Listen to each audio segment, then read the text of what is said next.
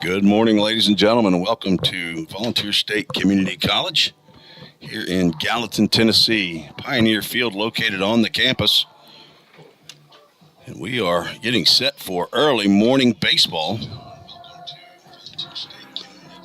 between the Jackson College Jets of Jackson, Michigan, and the Pioneers of Volunteer State. As you see, the umpires and the head coaches. Although I don't think that's the head coach out there. That is not going to be the head coach for Jackson College, correct? That's Rick Smith. Is it? Okay. I got a little helper here with me today, the strength and conditioning coach up in the press box for Jackson State, Christian Anderson. He's welcome up here as long as he doesn't ask me to start doing some push-ups. Then we're going to have problems.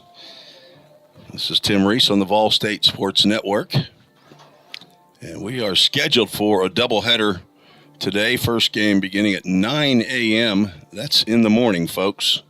So grab your cup of coffee and your sausage biscuit and watch a little cold baseball here. It's about 45 degrees and it feels like temperature of 42. We're trying to get this doubleheader in before the rains come later on, hopefully at 3 p.m. and not 1 p.m. as was forecasted yesterday.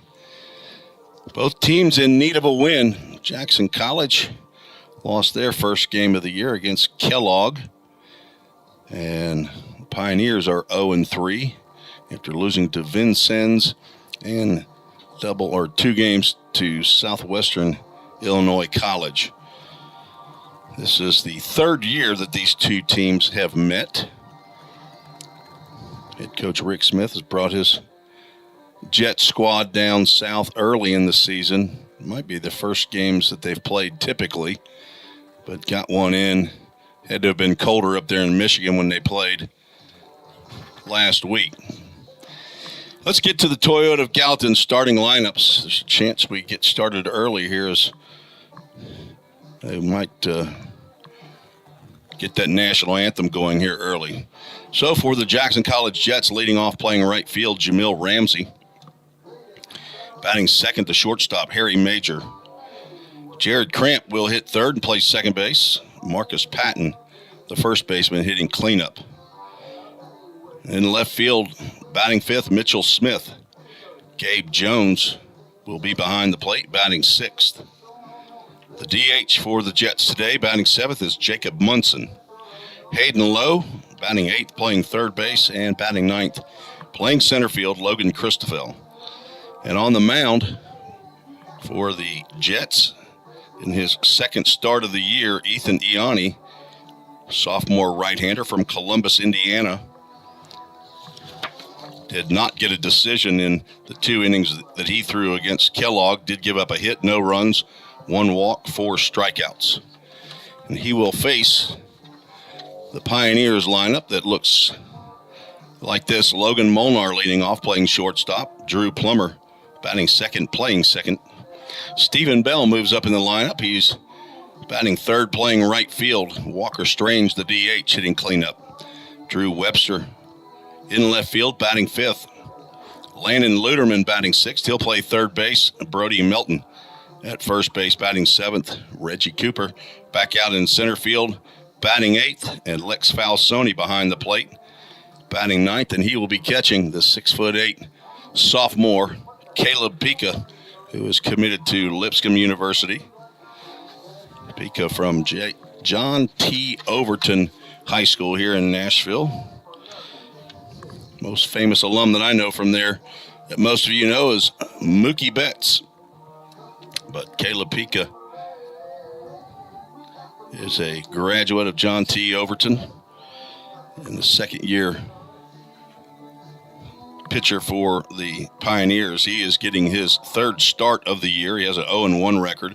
He's thrown 7 1/3 so far. 4 hits, 4 runs, 3 were earned, walked 6, struck out 9, is a 3.68 ERA. And he has had, I think, 1 bad inning in his outings thus far. His first start against Vincennes was 4 innings, no hits, no runs. He faced the minimum 12 batters.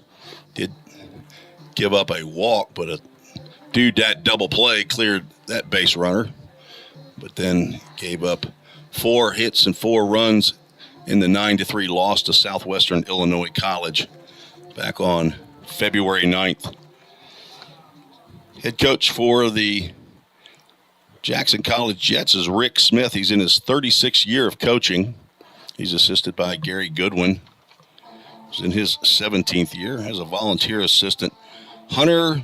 I'm going to go with Smith. He's got a hyphenated name. And if I guessed it, it'd be Tunyon. Okay. Hunter Tunyon hyphen Smith in his 2nd year. And as I said, Christian Anderson, the strength and conditioning coach. But up here in the press box, he's wearing the social media hat. He'll be sending out tweets, I would assume. Why don't you write your Twitter handle down there, and now you got a pen? And I'll give you a little plug. VolState's Twitter handle is at VSCC for VolState Community College, Pioneers, and BSB. So VSCC Pioneers, BSBB. You can check on happenings, and also important for this weekend is the game time for tomorrow. Kind of up in the air right now. It's showing as at noon, but they will make that decision probably later on this afternoon or evening. So you can check on Twitter or check the schedule online to make sure of the current starting time for tomorrow's games. Twitter handle for Jackson College is JC Jets Baseball 1, JCJETS. Spell out baseball and then the number 1. So you see the Pioneers taking the field. Would you please rise? And we are ready for the national anthem. We will have to mute the national anthems. We don't want to be kicked off of YouTube. So we'll be right back on the VolState Sports Network.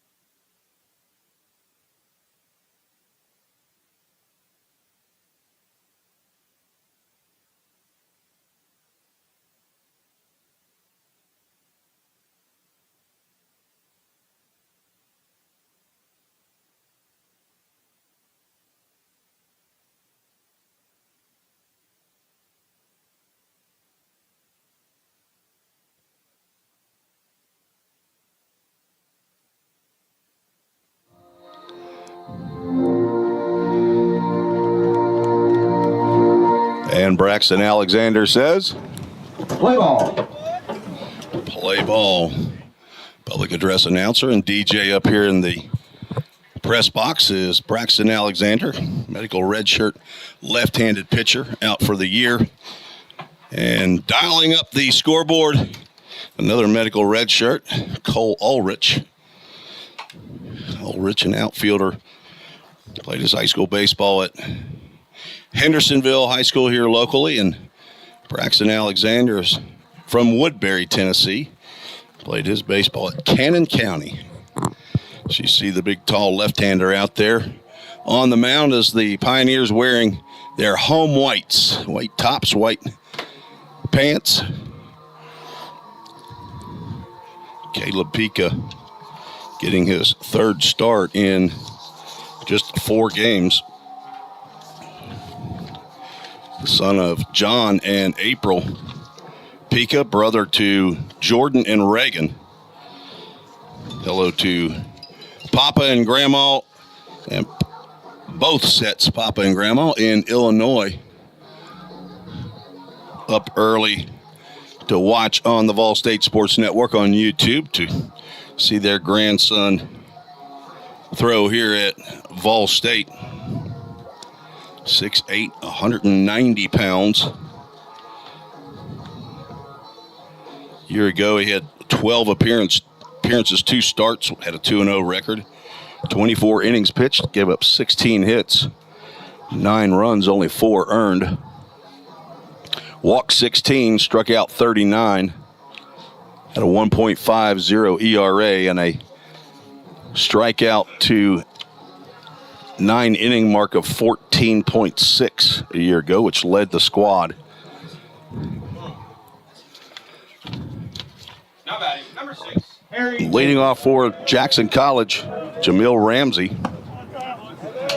And the first pitch is outside the zone, and we are underway at 8:59 a.m. Swing and a miss.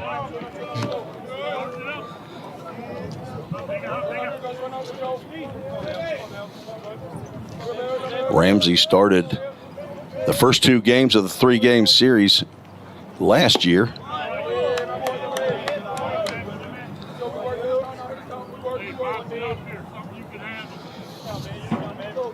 He hit .258 in 41 games for the Jets. There's going to be one right down the can. Count goes 2 balls and 2 strikes. Umpires for today's game behind the plate, Bobby James. On the bases, Luis Maldonado. 2-2 pitch coming from Caleb Pica. Swing and a miss. Down goes Ramsey for out number 1 here in the top of the first inning.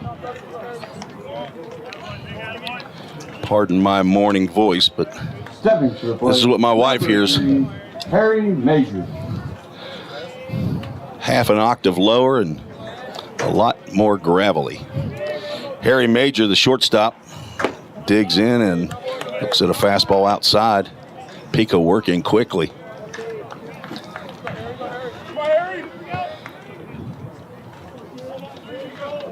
Major played in the 3rd ball game last year. Swings and fouls that one off to the right side, just below the light standard behind the first base dugout.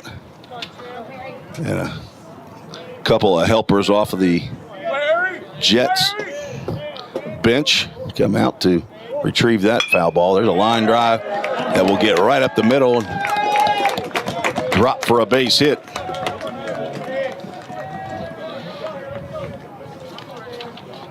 Harry Major gets his 2nd hit of the year. He went 1 for 3 against Kellogg. And in steps Jared Cramp.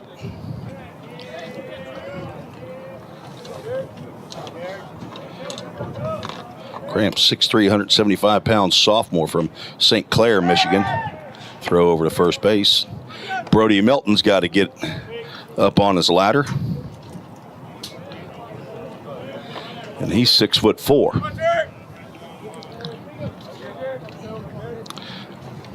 Squared around the bunt, lays it down, third base line. That's going to be a tough play. That'll be a base hit. Throw down to second base is not in time to get Major napping down at second. But a bunt single by Cramp, K-R-A-M-P. Stepping in the box, number 18. That puts runners at first and second. Marcus Patton steps to the plate.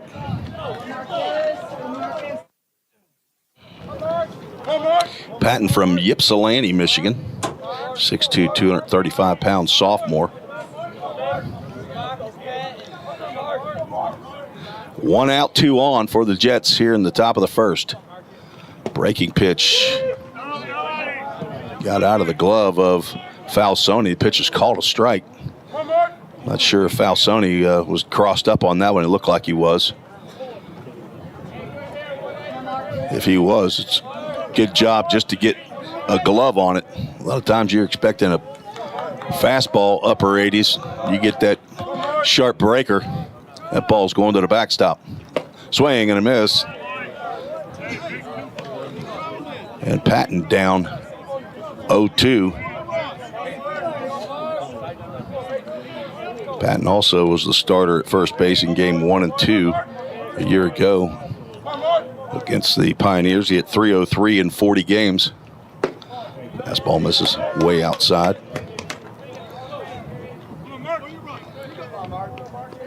At 8 doubles, 4 home runs, 37 runs batted in.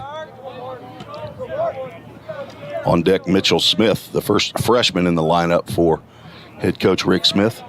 1-2 pitch, looking for a ground ball. Swing and a miss. And Pica will take that. He gets his second strikeout of the inning.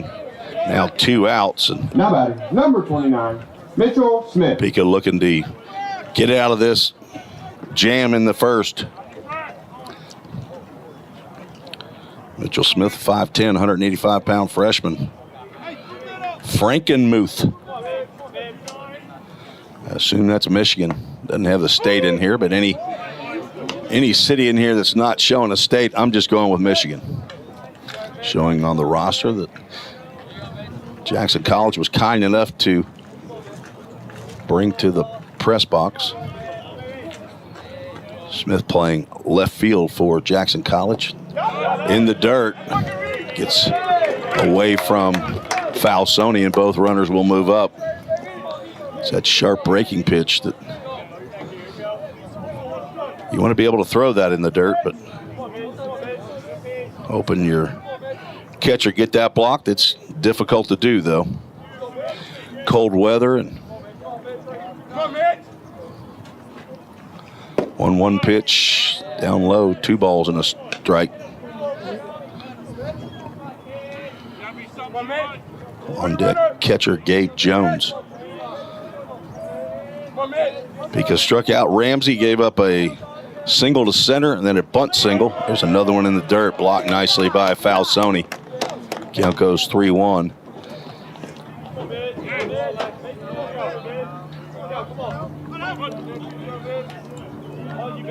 Two outs, 2 on, 3-1 count. Mitchell Smith looks at ball 4, and the bases are loaded. Not the worst thing that could happen. Set up a force at every base now and bring up number 10, the catcher Gabe Jones. 0 for 2 in game 1 of the year up in Michigan. Home plate umpire checking with somebody down in the Jackson College dugout, talking to Gabe Jones about it. I'm not sure what that was about. Jones, 5'10", 210-pound freshman. Fastball misses outside. Pica had excellent control in that first game against Vincennes and lost a bit of that in the start against Southwestern Illinois College. Gabe Jones from Blissfield, Michigan. Swing and a miss on a breaking pitch. That one was up just a little bit, but a sharp break as it got to the plate.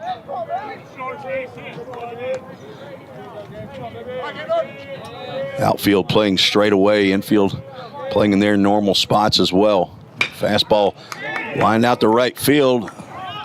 Stephen Bell comes in and makes a diving catch off the end of the bat. Thought that was going to be a routine fly ball, but that was a great catch to get Caleb Pica out of the first with bases loaded.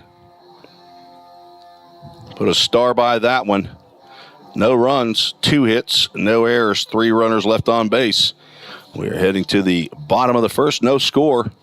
You're listening and watching on the VolState Sports Network.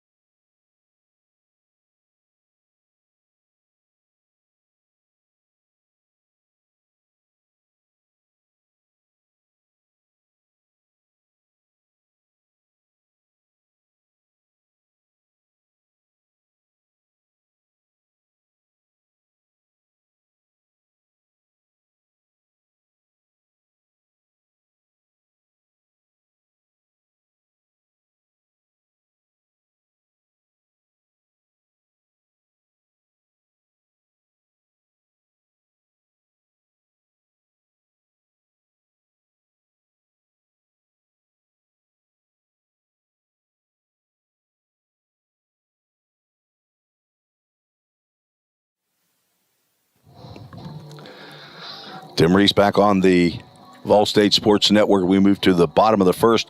We're scheduled for 7 here. This is game 1 of the doubleheader. Series originally set for 4 games. Doubleheader today, doubleheader tomorrow. It will yet to be seen as to whether or not a doubleheader will be played tomorrow. Weather's supposed to be a good bit colder, probably by about maybe even 10 degrees. So mid to upper 30s tomorrow. Logan Molnar steps in against Ethan Ianni in his second start of the year. Ianni went 2 innings, gave up a hit, no runs. Fastball is swung on and fouled straight back.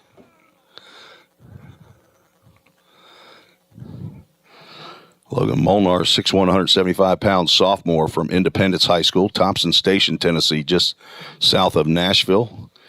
Son of Joe and Barbara Molnar, brother to Sam. Played in 29 games a year ago, started 24. Shortstop as that slider misses up. Molnar looking for his first hit of the year.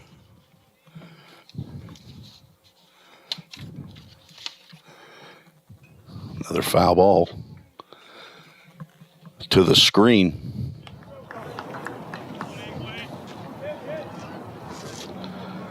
Logan still recuperating from that left shoulder surgery.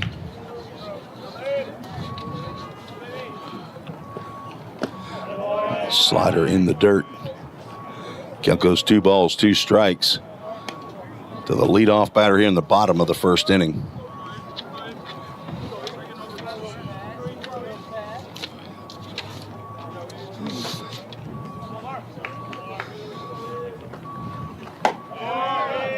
We're going to have our first full count, Ministries full count.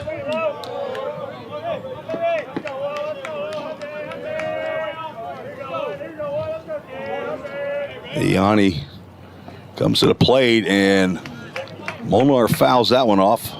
That was half ready for a pitch over the plate and half getting out of the way of the fastball that rode in on him.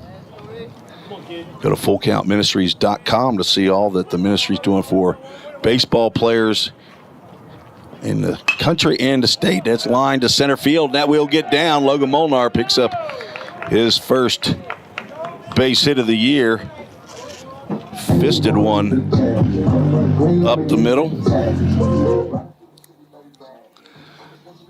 And the leadoff batter on for the Pioneers. Collected only 1 hit in game 1.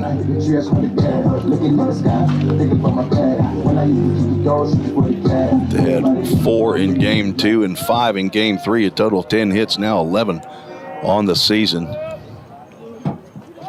Drew Plummer looks at a pitch, double clutch to second base, hits off of Molnar. He's now going to go to third base. The left fielder comes in to field the ball. So a stolen base and an error. That error, I guess, is the only. So it was a good throw, but the error is going to have to be charged to the catcher.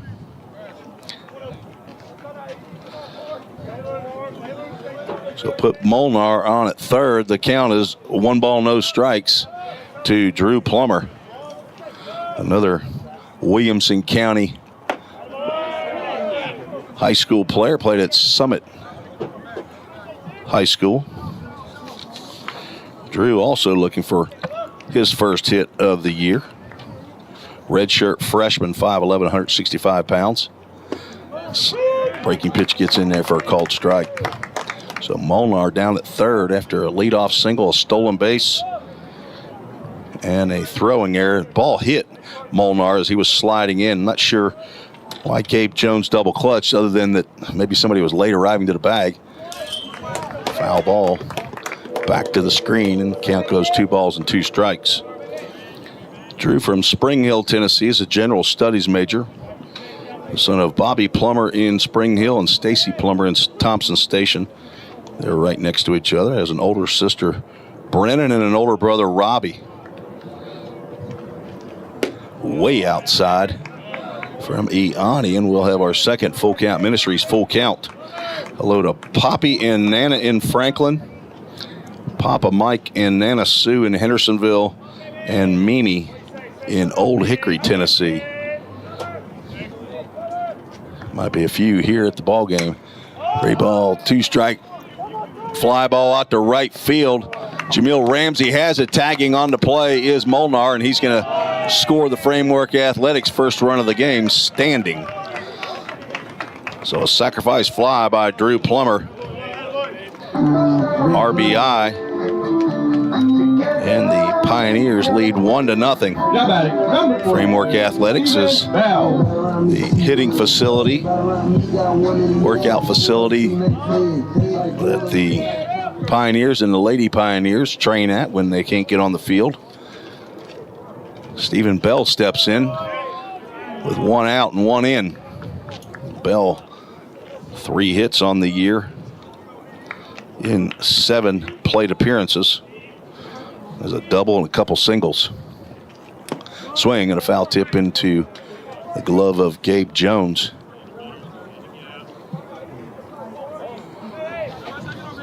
Bell, a transfer from Alderson Broadus in West Virginia. Fastball is up. 6'3", 180-pound sophomore. Ravenwood High School, so he came back home. Of course, the college he played at, a D2 school, they closed down. I think the entire school closed, not just the baseball program. Gets that one off the hands, flies that one out to left field. Mitchell Smith handles that one for out number 2. And we got a fly right in there.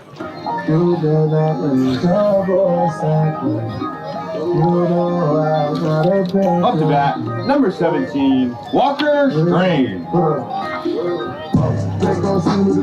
Gonna have to put somebody on fly duty here. Cole Ulrich is the man. Walker Strange with 2 outs and nobody on steps to the plate. First pitch he sees a slider outside of the zone. Walker is a transfer from Lipscomb University. Redshirt freshman from Knoxville, Tennessee.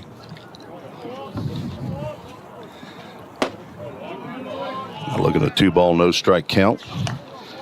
Walker got the first hit of the year for VolState, but has been silent since. 6'1", 215-pound. DH fouls that one off. Hello to Toby and Aaron Strange. His parents over there in Knoxville, and younger siblings Shepard and Rosemary. Grandparents in Habersham County, Georgia. It's Papa and Granny, and Toddy and Nanny in Knoxville. Went to Christian Academy of Knoxville, CAK. 3 balls, 1 strike from Iani. Popped up to the right side. Might be a play on it. It'll be in foul territory, but the catch is made by Marcus Patton down that right field line outside of your view. Oh.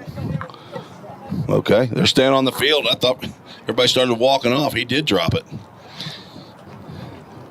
Let's see if we can get back to the inning here. There we go. Love a Full Count Ministries full count. I saw him just on the other side of the dugout. Ball 4, so the official score is down in the dugout. Our scoreboard up here is not official. Could charge an error to the first baseman there. I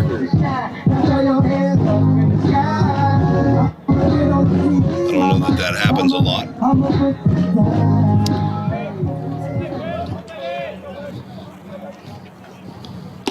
Wouldn't say that was a can of corn type of a catch, but I would say Marcus Patton would tell you that he should have caught it.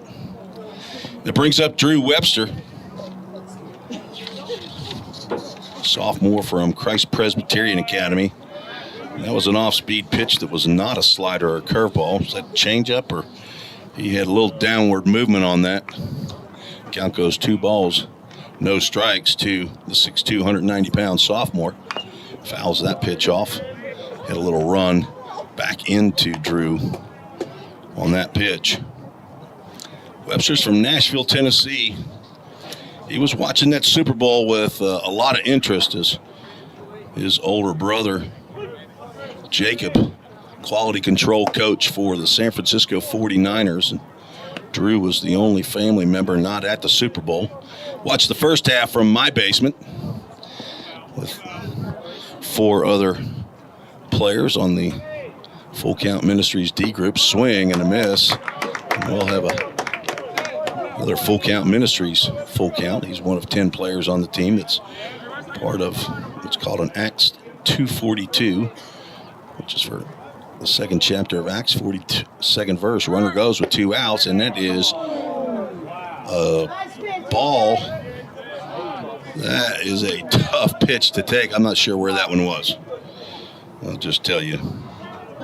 I'd have wanted that call. 2 runners on, and brings up Landon Luderman.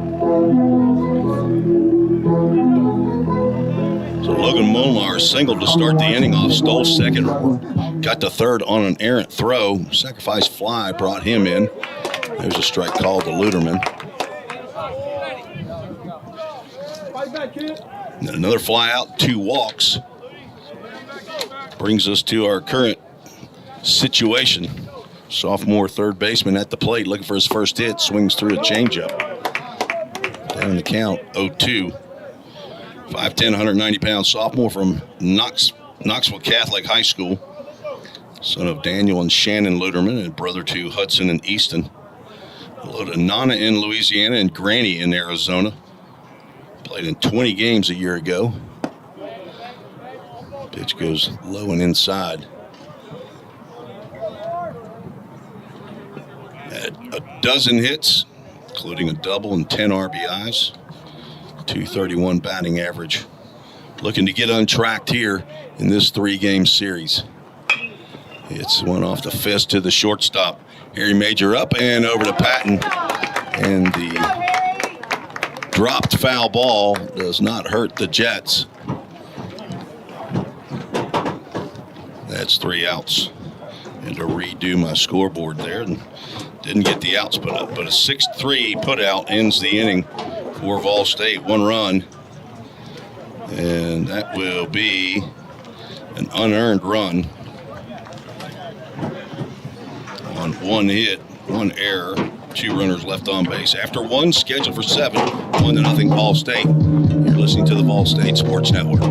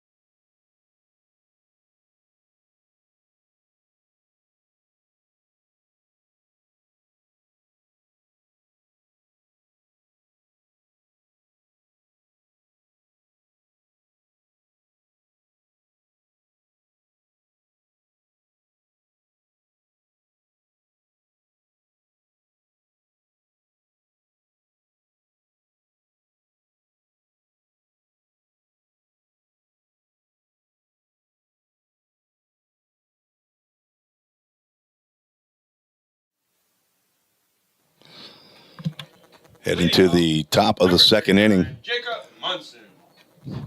Jackson College Jets from Jackson, Michigan. And taking on the Pioneers here at Volunteer State in Gallatin, Tennessee. And Pico begins with that fastball that misses way wide. Still struggling to spot that fastball. Got that one over the plate, and Jacob Munson, freshman DH, fouls it straight back. Munson is 6'4", 200-pound freshman from Kalamazoo, Michigan. Swing and a miss. Never been to Kalamazoo, but I sure love saying that word.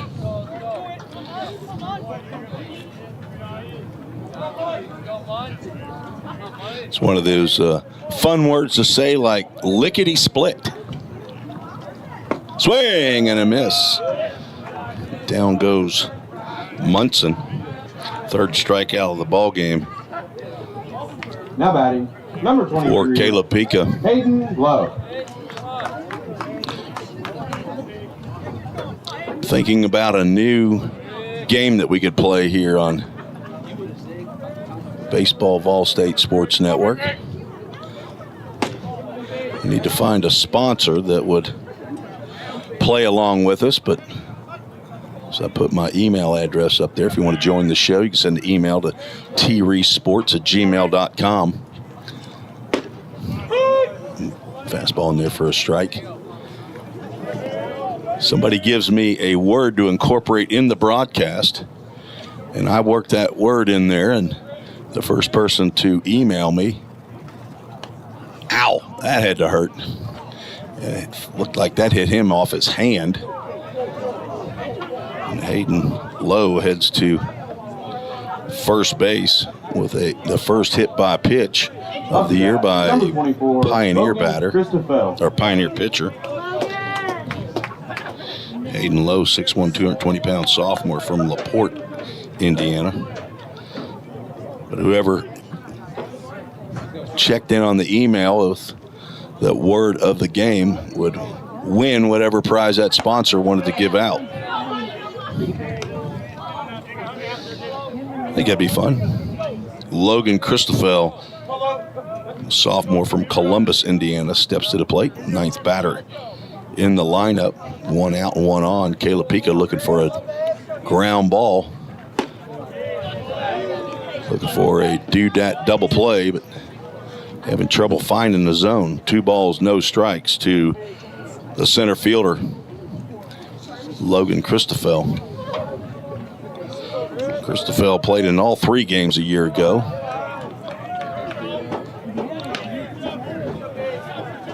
Pioneers won the 3-game set last year. As a matter of fact, have not lost to Jackson College. Have won 6 games in the 2 years, and ball 4, 4-pitch walk to the number 9 hitter. That's the second walk of the game for Caleb Pica. Pitching coach Sam Folks in his first year under Jim McGuire. Watching with interest here is looks like the bullpen starting to stir. We're in the top of the second inning. Top of the order, Jamil Ramsey struck out to begin the game. There's a breaking pitch that Pica pours in there.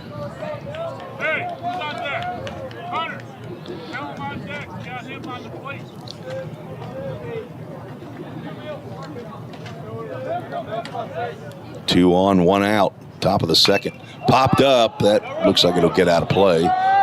Lex Falsoni over to the dugout and fence, and it will land outside of the playing area. Count goes no balls and 2 strikes. Jamil Ramsey from Ypsilanti, another one of those great city names up in Michigan.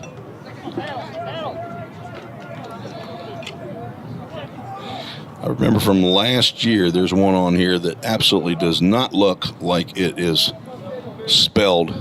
I remember somebody checking in on the email and told me what it was. There's another hit by pitch. Is Ramsey? No, there's going to call a strike 3 as Ramsey is said to have stuck his elbow out over the plate. So that'll be a backward K. Up to bat, number 3. And the 4th strikeout for Pica. Tough break for Jamil Ramsey there. I think he was wearing an elbow guard. It didn't sound like it hit body. It sounded like it hit plastic, but maybe my hearing's wrong. Harry Major with 2 outs, 2 on. Steps in, breaking pitch misses down and in. Major singled right by the head of Caleb Pica in the first. Reached third base, but was stranded there. Fouls that one straight back.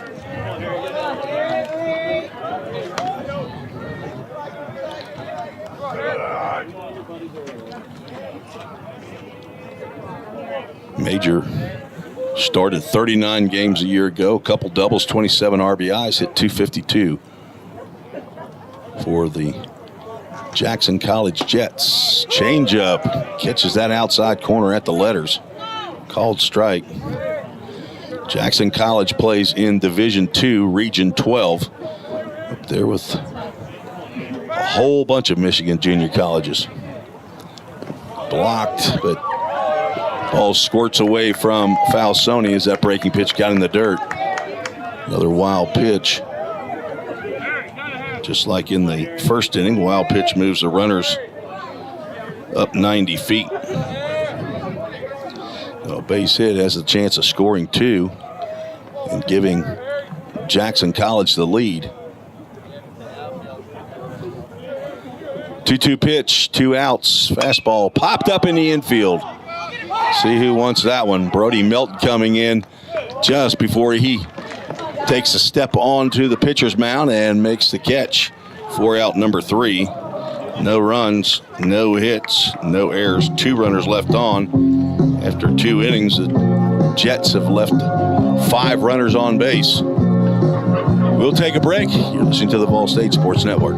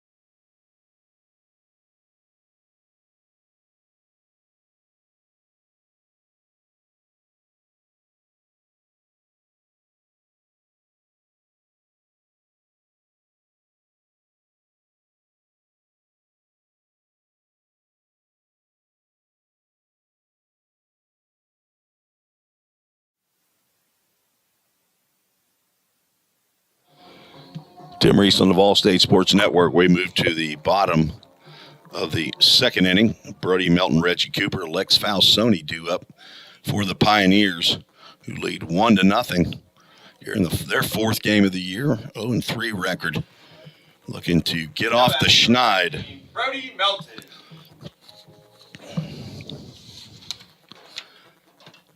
Swings it down high, fastball again. Fouls it off.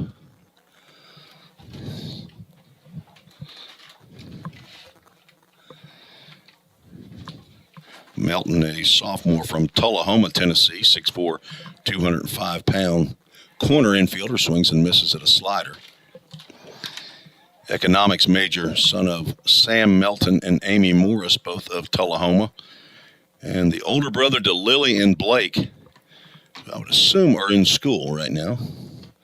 Popped up out of play. Hello to Opa and Omi, his one set of grandparents in Tullahoma. And then so far, the all-time best grandparent names that I've seen, Tootsie and Pops. Now, you hear a lot of Pops, but you don't hear a whole lot of Tootsies. 0-2 pitch, that's going to catch that outside corner and be called ball 1.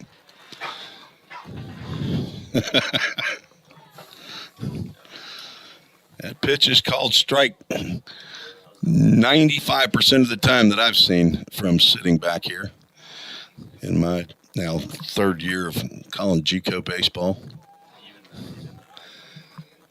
That was the same pitch that Drew Webster saw in that full count pitch in the first. 2 balls, 2 strikes to Melton. Iani going to, I'm going to guess maybe his 4th full count ministries, full count. Josh Carmen, the director of baseball operations at Full Count Ministries, is a VolState baseball alum. Ball 4. Iani walks his 3rd batter.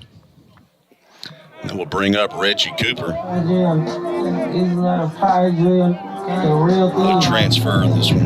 Reggie from Cleveland State. He's coming back home as well. Played at Stewart's Creek High School. He's from Smyrna, Tennessee. 6'2", 195-pound sophomore. That's the only home run of the year for the Pioneers. He squares the bunt. Melton is off at first base, and they're going to call him out. Melton puts his hands on his head. Cannot believe that call. And honestly, from here, I'm a little surprised as well. He had a big lead coming off, but I didn't think they got him. But that'll be a pickoff. Good throw by Gabe Jones. Swing and a miss. 1 ball, 1 strike now with 1 out and nobody on. So it probably should have been strike 3 called on Melton. Just cleaned up on the bases. Another pitch on that outside corner that Bobby James is not giving. At least he's not giving Ethan Ianni. It's another square to bunt. Another pitch close on that outside edge, called ball 3.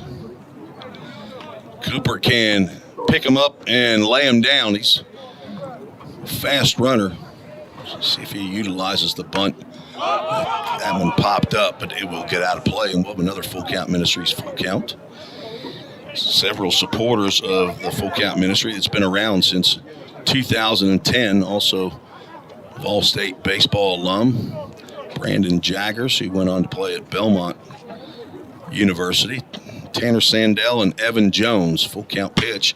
Drilled out to left field. That'll send Mitchell Smith turned around, and that'll be off the wall. Reggie Cooper will cruise into second base with a 1-out double. A do-dat double for Reggie Cooper.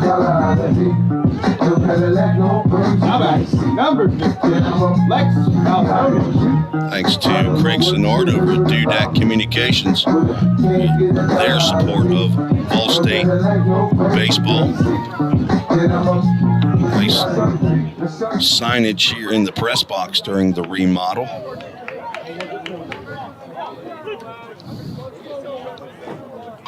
Go to dudat.me for all your printing needs.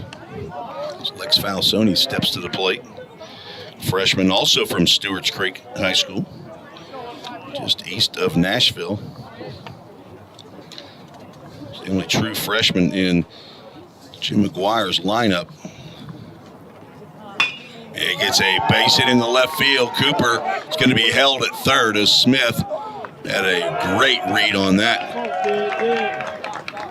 Base hit in the left field, but that puts runners at the corners. Brought to you by Line to Line. Line to Line and Game Time Sports Fields, owned by Bill Marbett and Company, and they provide dirt and netting and padding around the dugouts and bullpens. Also the Rock Place, owned by Lee Marbett, the son of Bill Marbett. That brings Logan Molnar to the plate as Ianni steps off the rubber, his one and only time to do that for this batter. Slider misses outside. Molnar singled in the first and scored the Framework Athletics' first run of the game. Falsoni picked up his second hit of the year. First hit was a double to the base of the wall for his first collegiate hit.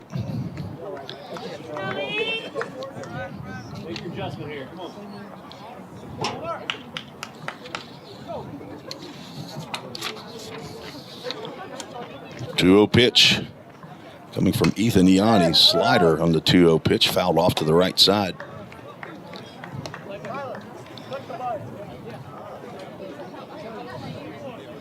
So a double by Reggie Cooper that was probably about 5 feet away from getting out of here. Line drive home run. Hit 3/4 of the way up the fence. Just outside. Count goes 3 balls and a strike. Put it down the middle so you can hit over the fence. Yeah. Happy groove. Quite a number of fans here for the Jackson Jets. There's a slider that's in there for a called strike. Another full count. Ministries full count. These folks know how to dress for cold weather. They're well bundled up. Did see a guy who was follically challenged upstairs, didn't have a hat on at first. Breaking pitch in the inside corner. That catches Logan Molnar looking for out number 2. First strikeout of the game for Ianni. That's I-A-N-N-I, Ethan Ianni. And the shortstop played high school baseball together at East High School in Columbus, Indiana. Drew Plummer stepped to the plate. Breaking pitch just inside. Plummer hit a fly ball to right field. Drove in Molnar with a sacrifice fly. They've been the first time this year that Plummer hit ball to right side.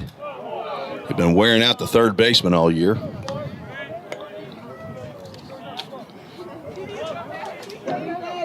Plum still looking for his first hit of the year. Pioneers with 3 hits in the game.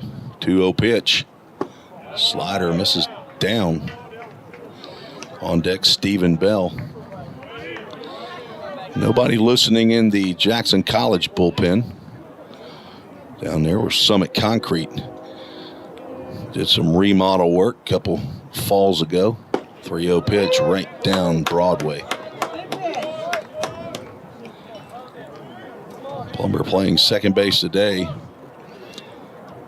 He has played shortstop. He also can get behind the plate. 3-1 pitch. Misses outside, ball 4. That loads the bases. 4th walk of the game by Ianni. Only had one walk in the 2 innings against Kellogg College. Number 22, Stephen Bell.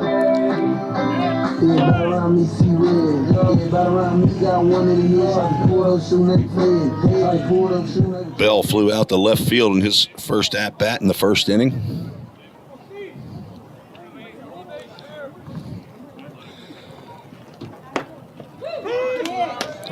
Ianni took a little something off that one, gets the call at the letters for strike 1.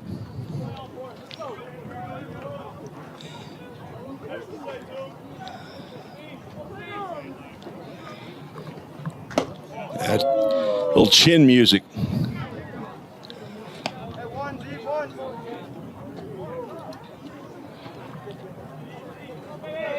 Stephen Bell has a twin brother named Mark who goes to Tennessee Tech University in Cookeville, Tennessee.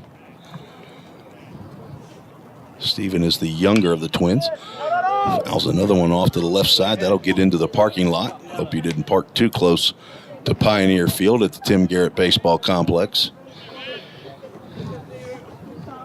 Talking to his mother, Katie Bell, the other day, and she said that Stephen was about an hour, born about an hour plus after Mark, which is a long time for a twin. Fastball catches the inside corner, and down goes Stephen Bell. So 2 backward Ks in the inning as Ianni leaves the bases loaded. No runs, 2 hits, no errors, 3 runners left on base. So both teams have left 5 runners on after 2.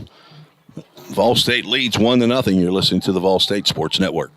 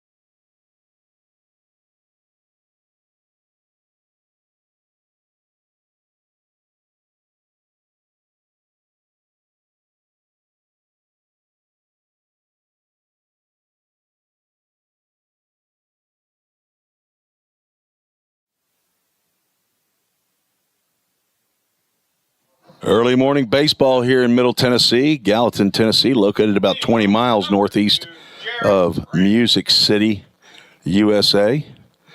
Move to the top of the third inning, 3, 4, and 5 due up for the Jets.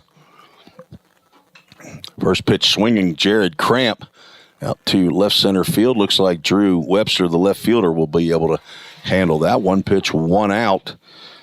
And a first pitch strike thrown by Pika. Might be the first one in the 3 innings.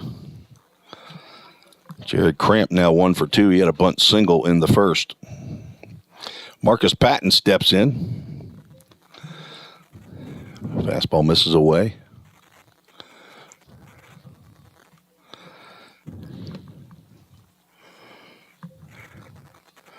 Patton. And then Mitchell Smith. Patton looked like he wasn't sure about that pitch. He was definitely fooled on the first strike that he saw. Breaking pitch. Misses outside. Pitcher's going to have to adjust. They're definitely not getting the outside part of the plate like you normally do. Fouled off just to the top of the backstop screen. Count goes 2 balls and 2 strikes.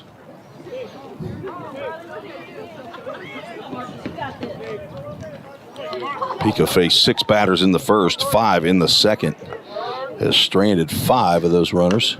Nice breaking pitch there, fouled off.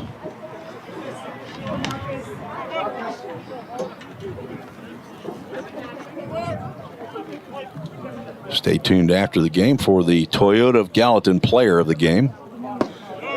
Just a bit down. We'll have a Full Count Ministries full count.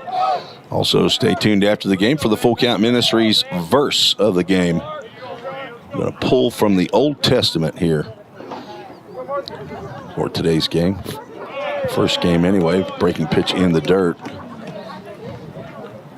And Patton will reach on the third walk of the game by Caleb Pika. 49, Mitchell Smith. He's trying to work on staying in the zone more is Caleb Pika. 3 walks and a hit batter. Mitchell Smith steps in. Fastball misses up.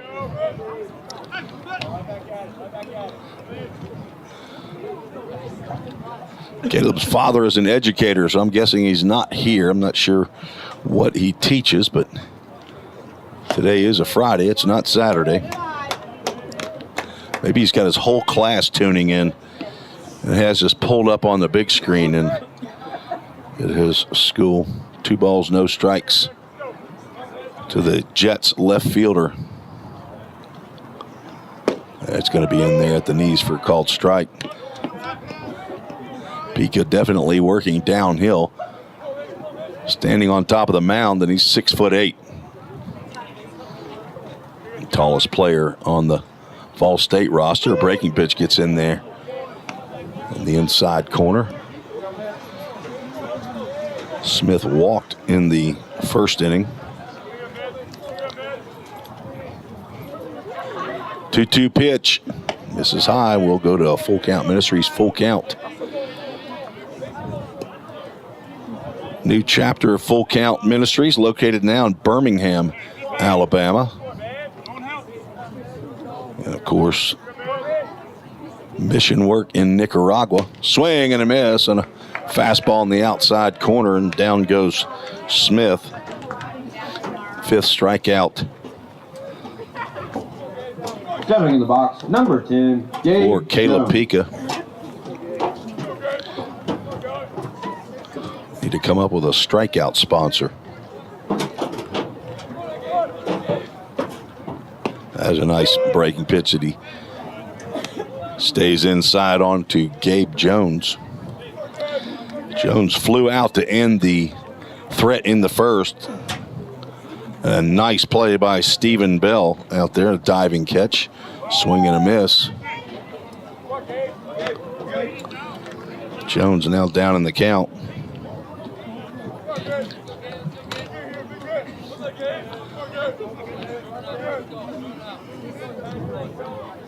Jacob Munson on deck. 0-2 pitch. Misses up. Pika's jersey starting to come out of his pants, and home plate umpire Bobby James calls timeout, asks him to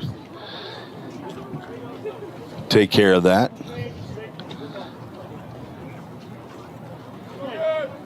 I don't know that Coach McGuire's got a whole lot of extra long jerseys.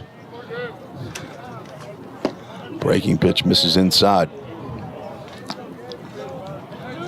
Pika committed early to Lipscomb and committed in the fall.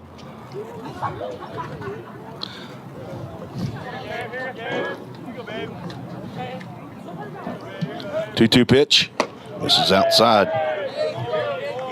Full count, Ministries, full count.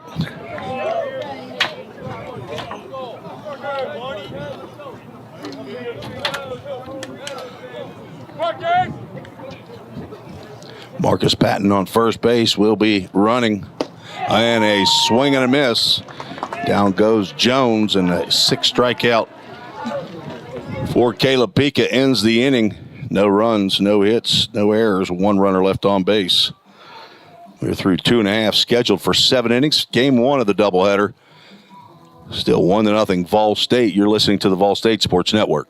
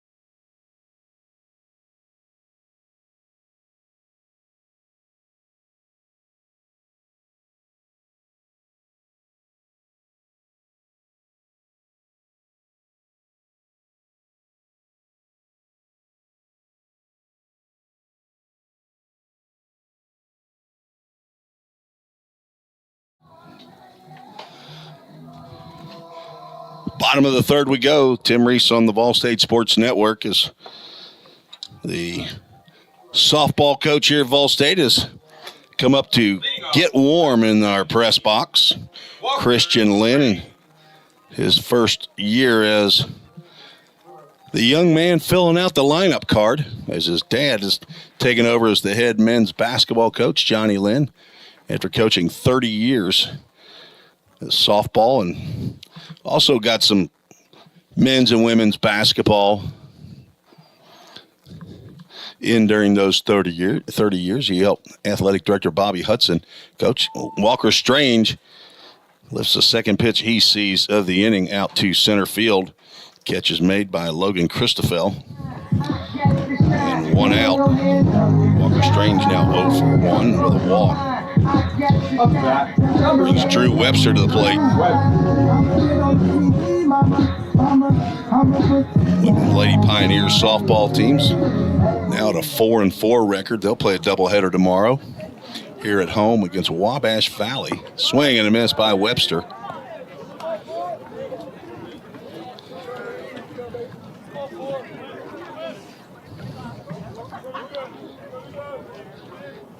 Then I don't think they play another game until another doubleheader on Wednesday against, is it Indian Hill, Christian?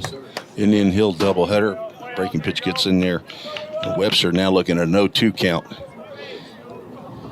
Walked on a 3-ball, 2-strike pitch that looked like strike 3, but was not called. whole lot closer than that one right there. Count goes 1 ball and 2 strikes. I want to shout out to head coach Dave Jarvis of Belmont University as Webster swings and misses at a disappearing slider for out number 2. Dave Jarvis, a couple days ago, just was released from the hospital. So Number 5, Landon Luderman. understand some surgery and complications, issues, and stuff. But Dave, we just want to let you know we're praying for you, and good luck to the Bruins today as they take on Eastern Michigan. Landon Luderman 0 for 1 with a ground out in the first inning, ended the inning. Popped up in the infield. Let's see if Ethan Ianni is going to make the catch himself. He will. He looked around to see if anybody was going to come to help, but there was no help to be found. And a 1-2-3 inning, and the Pioneers go down in order. We are through 3 innings. 1-0, VolState. Eastern Michigan, are they the Chippewas? Or is that Western Michigan? No, Western Michigan is. Eastern Michigan is the Eagles? Who's the Chippewas? Central. Okay, the Eastern Michigan Eagles. So, and then you got Eastern, Central, Western. Broncos, there we go. All right, so the Eagles are coming down, I believe, for a 4-game set against the Belmont Bruins, my alma mater. It was called the Belmont College Rebels back when I played, but Dave Jarvis will not be in attendance, I would expect.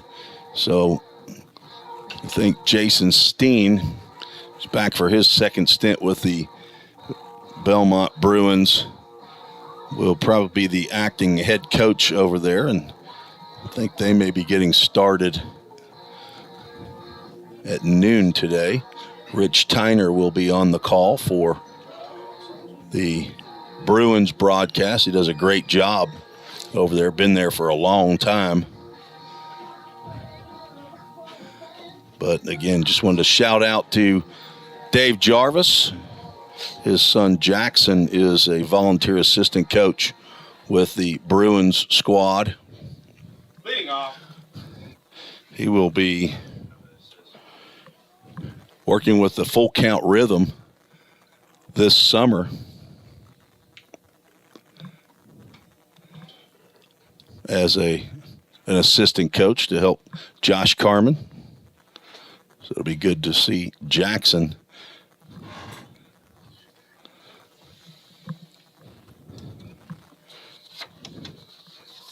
Leadoff batter Jacob Munson, now down in the count 0-2.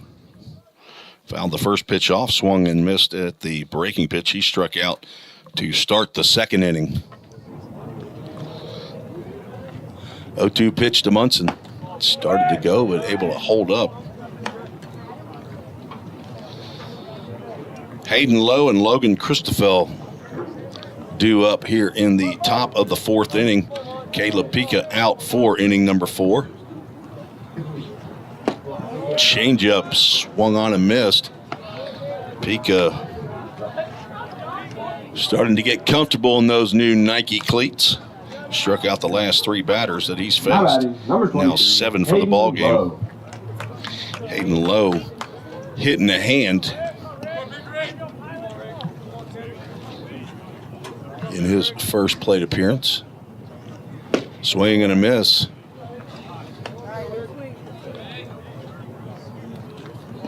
Early start this morning at 9 a.m. Just missed down. Webster in left, Cooper in center, Bell in right. Luderman and Molnar on the left side, Plummer and Melton on the right side. Lex Falsoni behind the plate.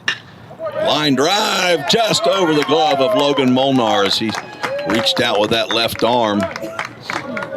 And a base hit for Hayden Lowe.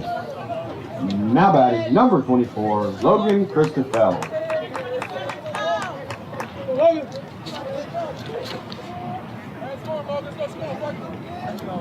Hayden Lowe's first hit of the season. So 1 on, 1 out. Christoffel walked in the second. Third hit of the ball game for the Jets. Breaking pitch, that'll be a called strike.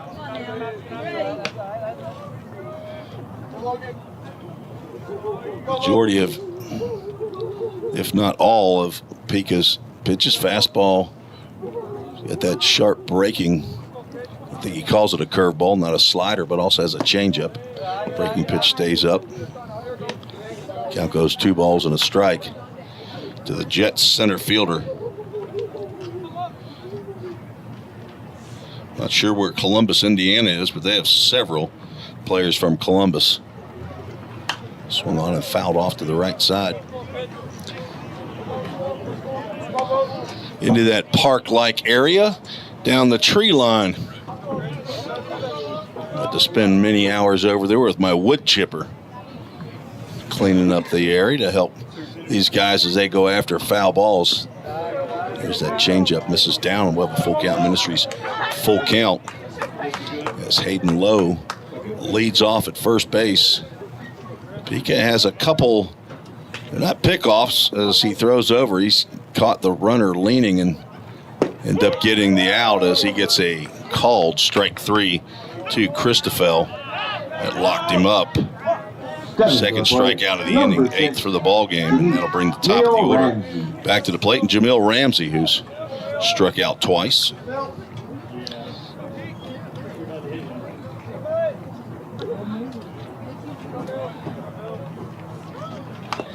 Swinging a foul ball.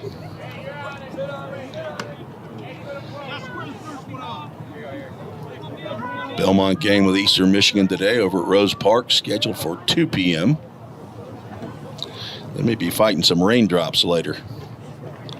They have an all-turf field over there at ES Rose Park. So if it's not raining too hard, they'll be able to get that ball game in. Doubleheader tomorrow and a single game on Sunday. Drive out to center field. That'll send Reggie Cooper on the run. Back to the wall. Hits at the base of the Summit Concrete sign. Throw into third base. Will keep Ramsey at second, but he has an RBI double. This game is tied.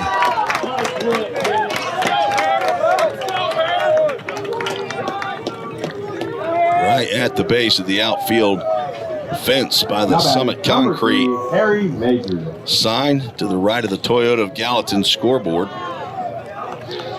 Well struck baseball there, and Hayden Lowe scores. And out of the Pioneers dugout comes first-year pitching coach Sam Folks. 2 hits in the inning.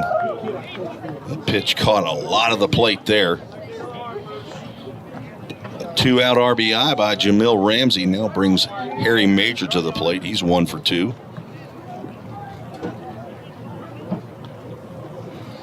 I want to thank Toyota of Gallatin for their support of VolState Athletics. Brand new scoreboards here last spring and last summer here at the Pioneer Field, the baseball complex, and across campus over where the Lady Pioneers play softball at the Nichols Sportsplex.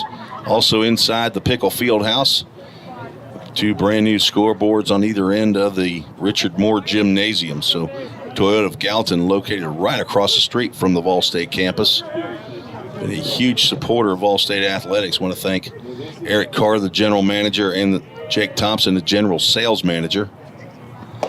Breaking pitch to Harry Major is up. And also look for head basketball coach Johnny Lynn on a Facebook little movie that Jake Thompson and Toyota of Gallatin have put up there. Christian, you've seen that, I'm sure, haven't you? You've seen your dad on that? I saw that the other day when I was over getting my truck serviced. Their service center. Go see Emily Smith She'll take care of you. Grounder to shortstop. Molnar up with it on 2 hops, and a strike to Brody Melton to end the inning. But the Jackson Jets tie it up. 1 run on 2 hits, no errors. 1 runner left on base. Headed to the bottom of the 4th inning, 1-1. At a game 1 scheduled for 7 innings. You're listening to the VolState Sports Network.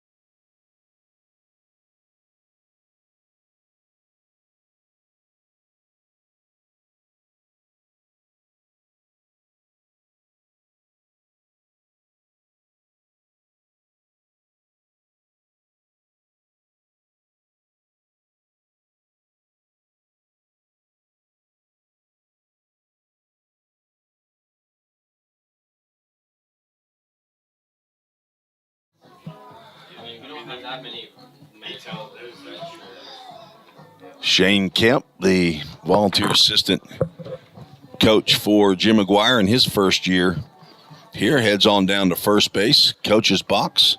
If you want to join the show, send an email to treesports@gmail.com. Let me know who you are, where you're watching from, and who you're rooting for. Got quite a few of the Jackson Jets fans that are here in attendance, but there may be a few of you out there that are watching at home or at work. Love to hear from you as Brody Melton swings and misses the first pitch he sees.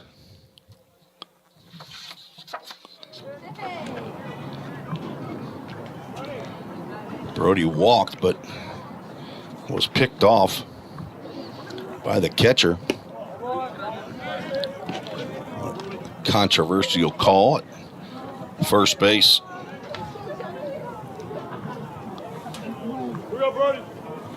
Melton thought he got back, but there's a line drive right at the shortstop, Harry Major, as Melton puts a charge on one right there, but he will turn around and head back to the Pioneer dugout with some bad luck there. Reggie Cooper doubled in the second. Was stranded. Squares around the bunt again, just as he did in his first at-bat.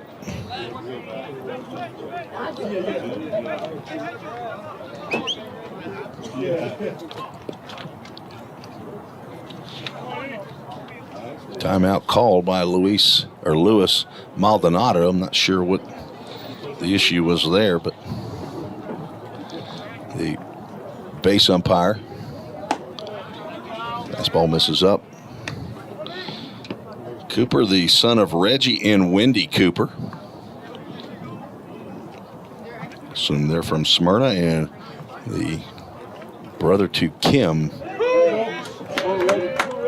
Something off of that fastball. He gets in there for a called strike. Reggie has a question for Bobby James behind home plate.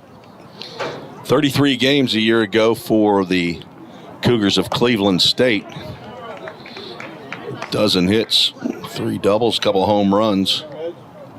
8 for 10 in stolen bases in his limited duty. Strike called as Cooper started to reach down, take off his shin guard, but we'll have a Full Count Ministries full count.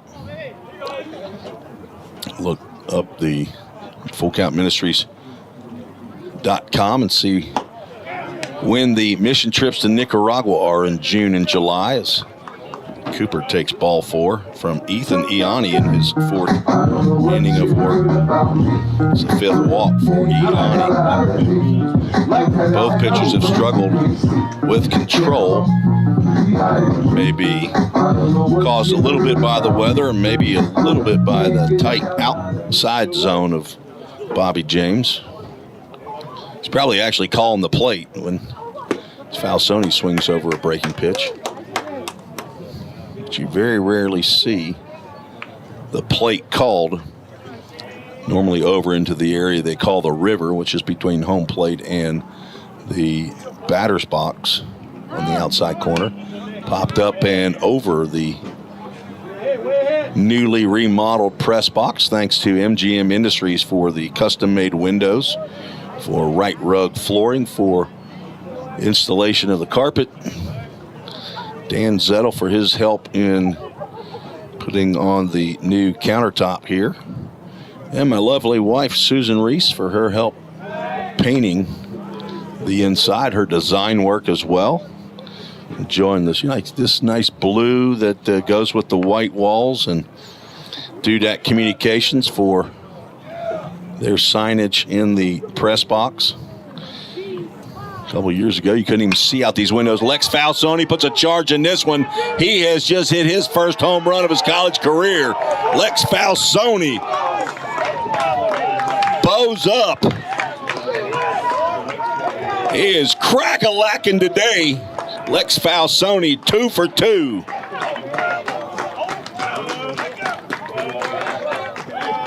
Gives the VolState Pioneers the lead, 3-1. A single in the second, and now a 2-run home run. A line drive that got out of here right now, and that will end the ball game for Ethan Ianni. Reggie Cooper scores after a 1-out walk. So congratulations to Lex Falsoni, 5'11", 210-pound freshman, the son of Jerry and Andrea Falsoni. And I'm sure proud grandparents, grandpa and grandma in Michigan. Wouldn't that be something if they're from Jackson, Michigan? I don't have the location in Michigan. So grandpa and grandma in Michigan, if you're listening in, send me an email to treesports@gmail.com. Let me know where you are watching and listening from up there in that state up north, as we Ohio State Buckeyes fans call it. Check the email so far. Dave and Monique Eatman checking in from the Tampa area down there. Chilly's 74 degrees, Dave says. So hello to the Eatman clan. Hope that Monique is feeling good today. The parents of Noah Eatman. And also checking in on treesports@gmail.com is Connor Paul's ma'am in Tulsa, Oklahoma. Deborah Paul, good to have you watching and listening this early Friday morning.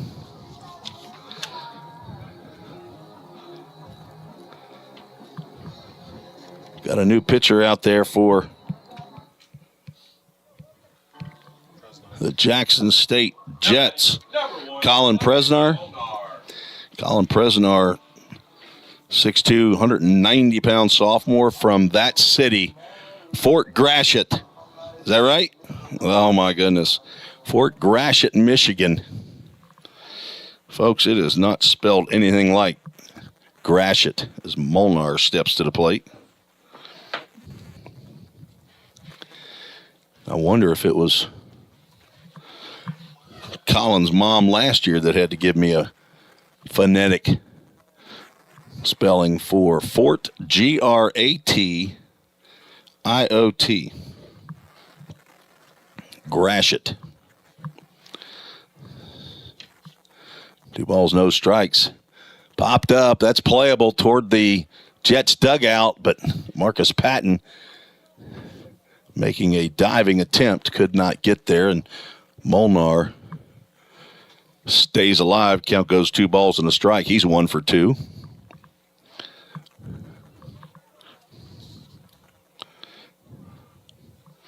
Ethan Ianni goes 3 1/3. Gives up 4 hits.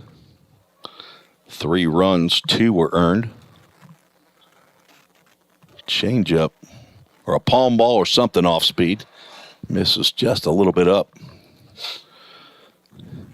Walked 5, struck out 3. Popped up to the right side. This is play ball, but Marcus Patton's going to catch that one sitting on his seat.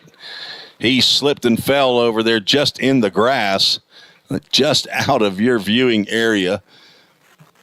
And luckily for him, when he fell down, that ball landed right in his glove while he was seated.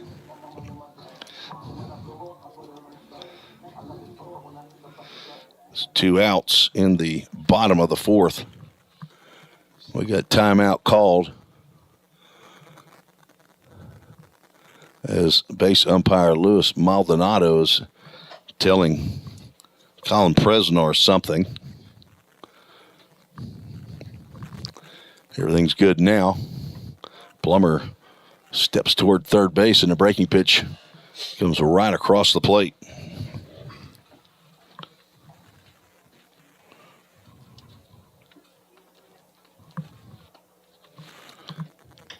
There's a ground ball that'll get into the hole between short and third. Drew Plummer picks up his first hit of the year.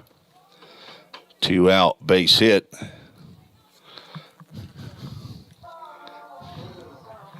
And that'll bring Stephen Bell to the plate. He's 0 for 2 with fly out and a strikeout.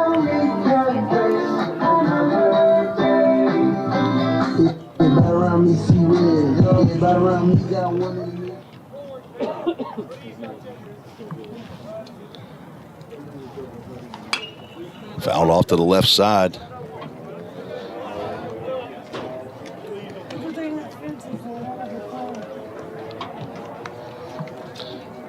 Bell now hitting .333 on the year, 3 for 9. Double looking for his first RBI. Pitch goes down in the dirt.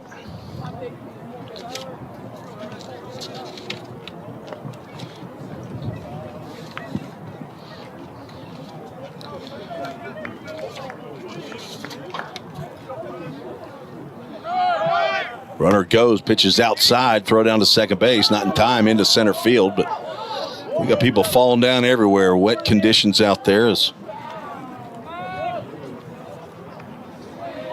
Plummer gets a theft.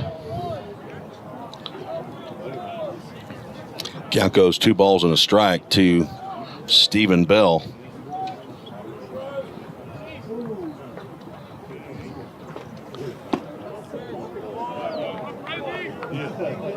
Now 3 balls and a strike. Brezinar was the starting pitcher of Game 3 a year ago here between these two clubs.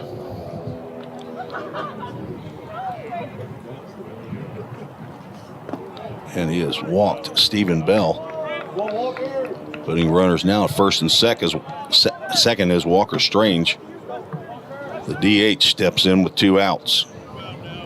Number 17, Walker Strange.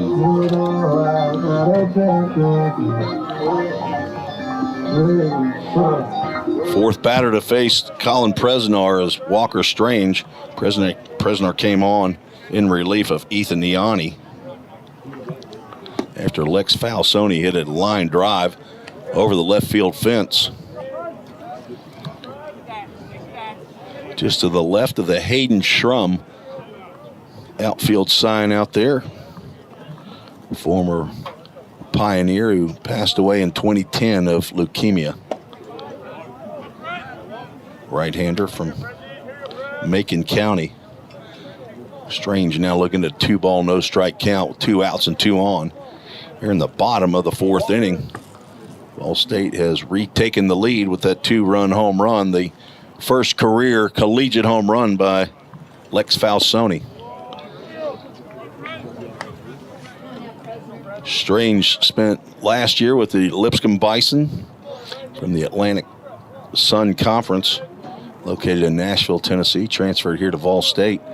One of his best friends during his high school years, Parker White, might have had something to do with the recruiting there. 3-0 swing is fouled off.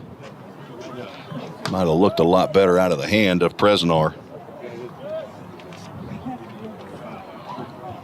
Presnar a year ago, 20 appearances, 5 starts, a 7-3 record, 48 innings of work, but 48 walks, 54 strikeouts, a 5.63 ERA. 3-1 pitch, line drive, and shortstop Harry Major is going to make his second line drive catch of the inning. So bookended our 2 line drives to the shortstop, but in between, 2 runs on 2 hits. No errors, 2 runners left on base. We're through 4. VolState has taken the lead, back 3-1. You're listening to the VolState Sports Network on YouTube.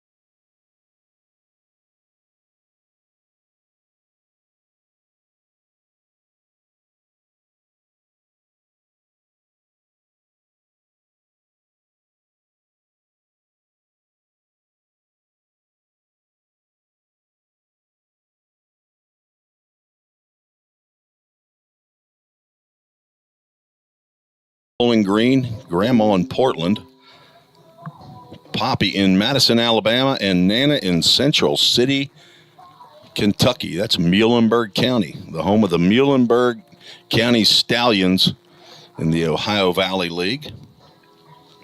Dowling, a year ago, had 6 appearances, did not get a win or a loss in 6 2/3 innings, gave up 5 hits, struck out 9 batters. Leading off, number 2. He is on for his second appearance of the year. Had 3 innings in a game against Swick. Gave up 1 hit, 2 walks, 2 strikeouts. He will face 3, 4, and 5 in the Jackson Jets lineup. Jared Cramp looks at a first pitch fastball in there for a called strike at the letters. Cramp had a bunt single in the first, flew out to left field in the third. Leading off here in the 5th inning, down 3-1.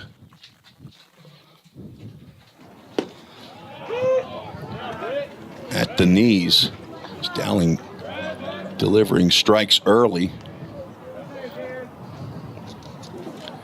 1 run, 4 hits, 1 error for Jackson College. Strike 3, that's good morning. Good afternoon and good night to Jared Cramp.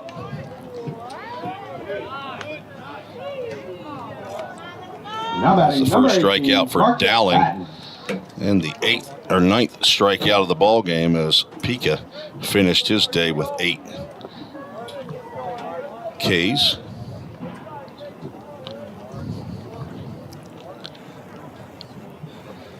And Marcus Patton swings at the first pitch, lines it over the first base dugout.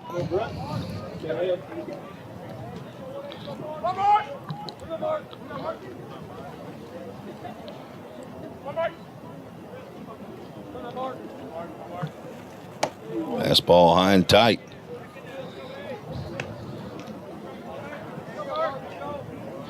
Pika finishes 4 innings, 4 hits, 1 run. It was earned. 3 walks, 8 strikeouts. Did hit a batter. Solid 4 innings as he fought through some issues. There's a ground ball to short. Molnar will glove. Throw on the run as he likes to do. A strike chest high over to Brody Melton for out number 2.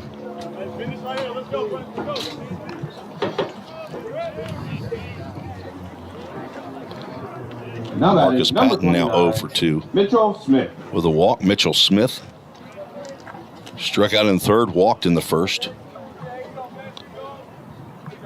First of 3 straight freshmen in the Jets lineup. Fastball catches the outside corner.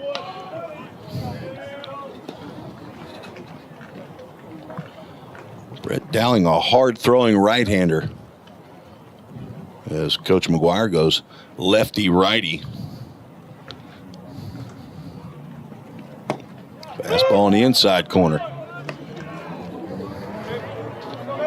Using the philosophy in and out, in and out. See if he goes up and down now. 0-2 pitch.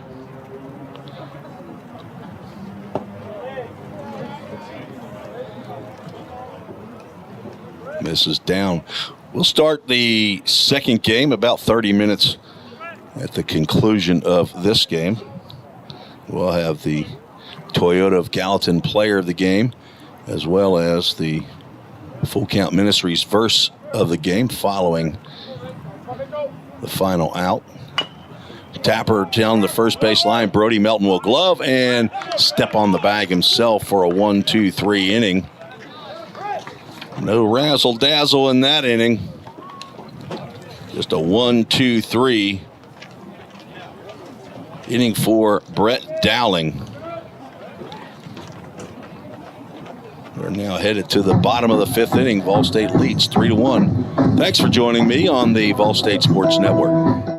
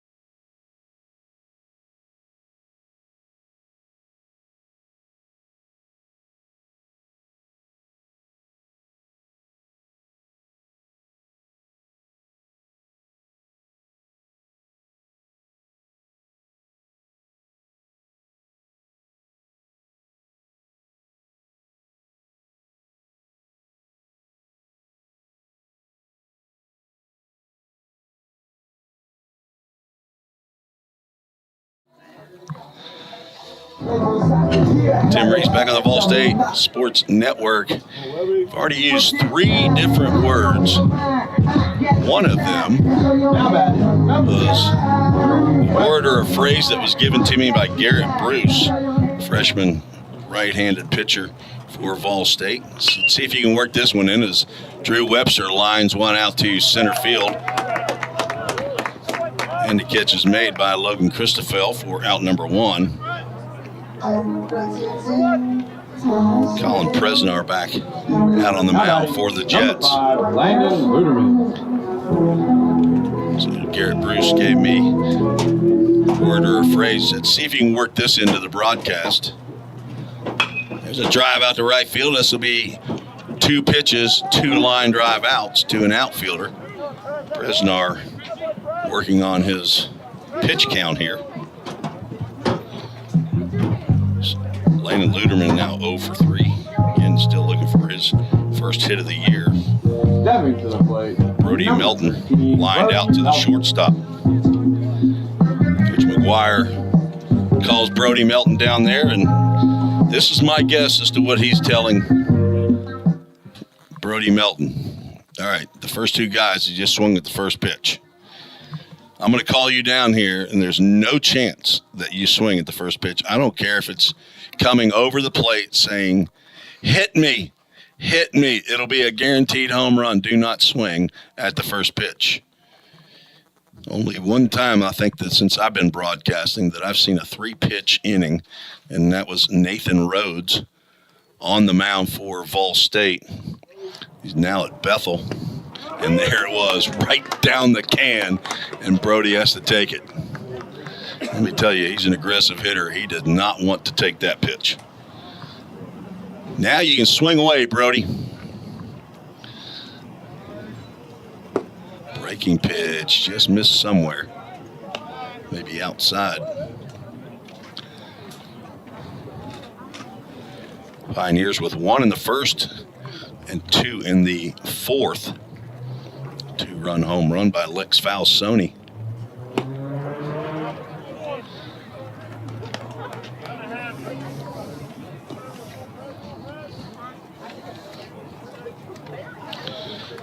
Melton looking to get hot. Ground ball to third.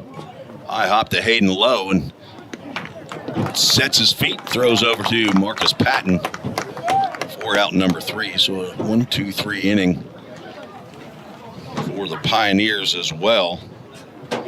Fifth was 6 up, 6 down. We are moving to the 6th inning. Got started early, right about 9 a.m. We're an hour and a half into this ball game, headed to the top of the 6th. Hello to Aunt Di in Tulsa, Oklahoma as well. Rooting for Connor Paul. Glad to have you on the VolState Sports Network, checking in on treesports@gmail.com. Let's see, we got somebody else checking in. There we go, Birch Run. Andrea Falsoni says that his grandparents from Birch Run, Michigan. Christian, you got any idea where Birch Run is?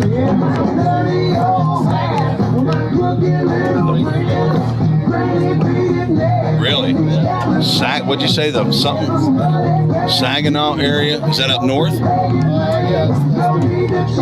Okay, so it's north of Detroit, not necessarily in the top of the glove. Okay, not in the northernmost part of Michigan. Birch Run. Thank you, Andrea, for the information. I'll have to put that down on my bio that I have for young Alexander.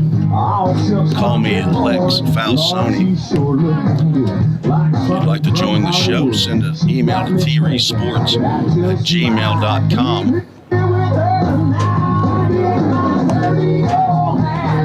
Brett Dowling will be out for his 2nd inning of work. 1, 2, 3, 5th inning.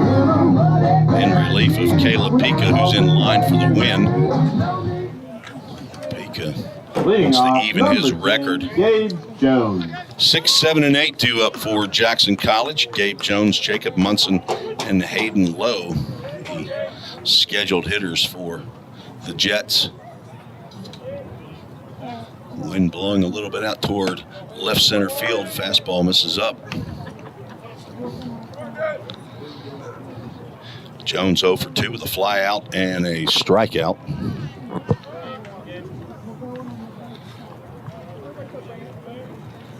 Another fastball up.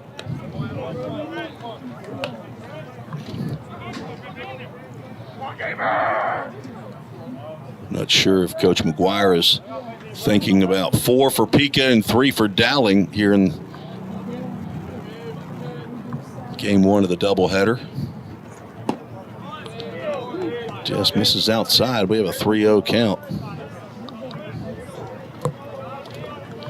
That boy, Cole Ulrich from Hendersonville High School, spinning the dials on the Toyota of Gallatin scoreboard. He is back up in the press box. 3-0 pitch at the knees, called strike.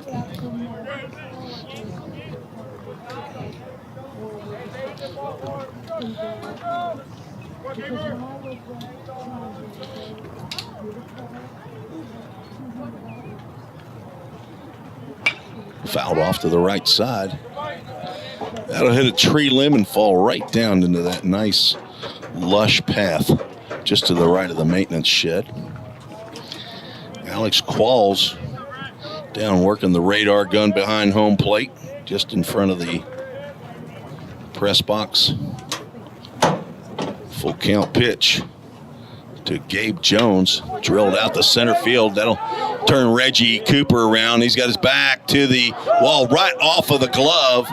And it will fall out on the warning track. Reggie Cooper is not happy. He had that one measured. Had the catch made with his back to the wall, but ball was well struck. Number 39, Jacob. That'll be a double for Gabe Jones. Let's see if that's Jones' first hit of his collegiate career, and it is. Came in 0 for 2 in that 10-0 loss to Kellogg. So congratulations to Gabe Jones. First hit is a double to dead center. Swing and a miss by Jacob Munson.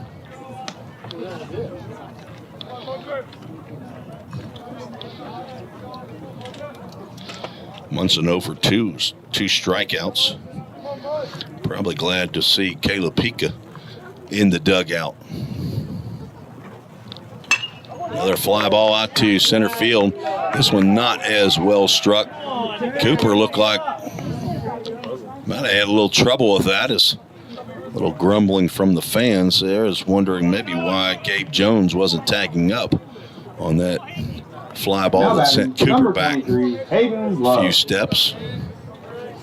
Reggie Cooper's got a pretty good arm though, but I don't think Gabe Jones knows that.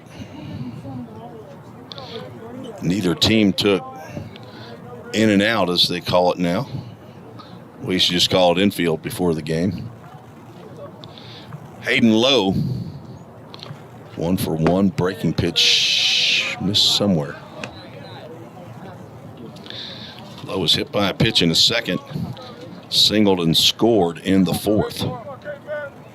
Jamil Ramsey drove him in with a 2-out double.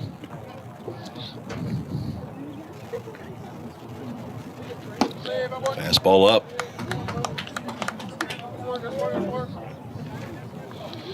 On deck is Logan Christoffel.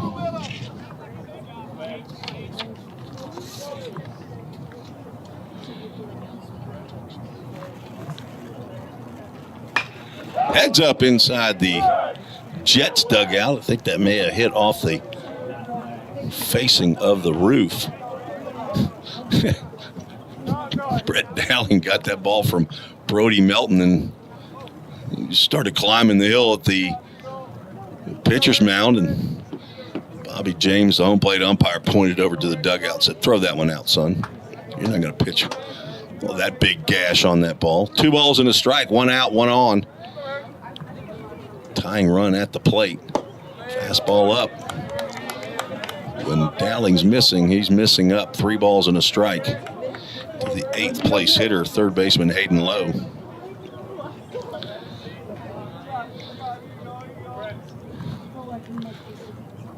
Lowe either did not play in a game a year ago for Jackson, or he's a transfer from another school.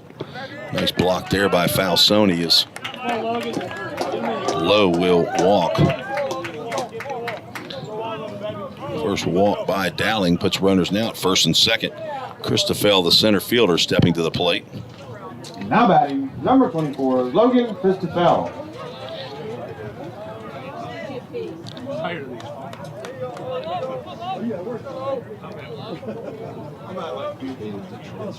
I can't get off.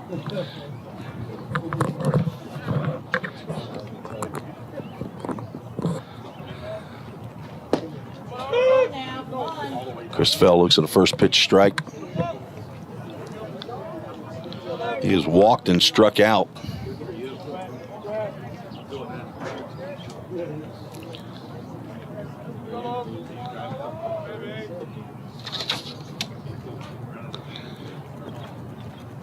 Breaking pitch stays up.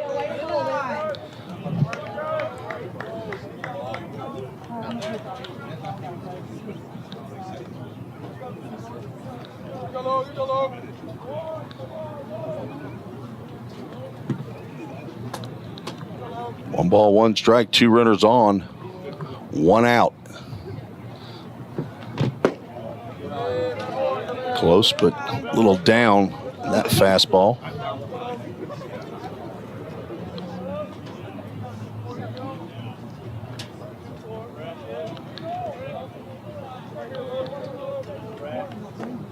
Lights are on here at Pioneer Field.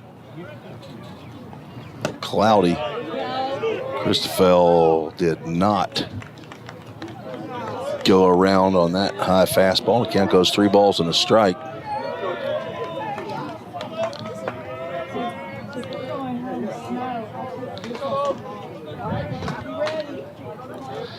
On deck, Jamil Ramsey.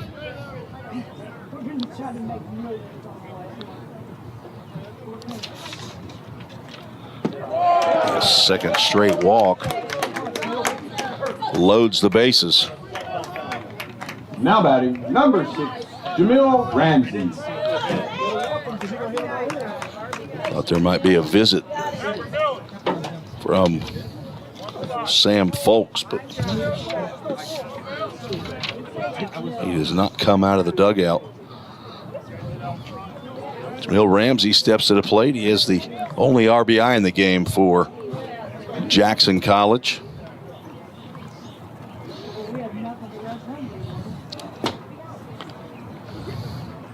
Swing and a miss at a high fastball.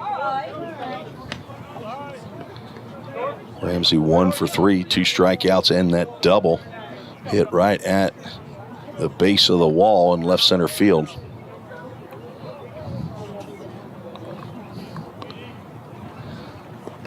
Nice block by Falsoni, and he is not feeling well right now. That may have got him in the vulnerable area. But he saved a run for the Pioneers as Jim McGuire will come out. Not sure if all-world trainer Justin McKinney is in the VolState dugout.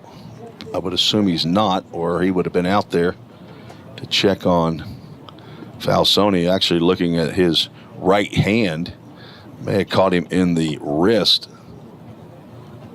as he went down to block that pitch. They are checking that, so in the long run, that's better of an injury.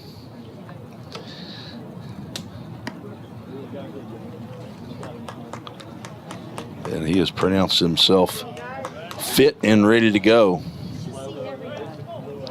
I'm sure Justin McKinney would have done the same thing. Justin, maybe, no, he's not teaching a class. It's Friday. I saw him earlier today. Not sure where he's at. 1-1 count. Bases are loaded. Dowling's fastball popped into right field. That will drop in front of Bell. 1 run's going to score. The throw to the plate is short hop to Falsoni, but Hayden Lowe will stay at third base. Now batting, number 3. And the Jets cut the lead by 1 with RBI single by Ramsey. And out of the dugout comes Jim McGuire. We'll have a Summit Concrete call to the bullpen for VolState. We'll take a break, tell you about the new pitcher. We return on the VolState Sports Network.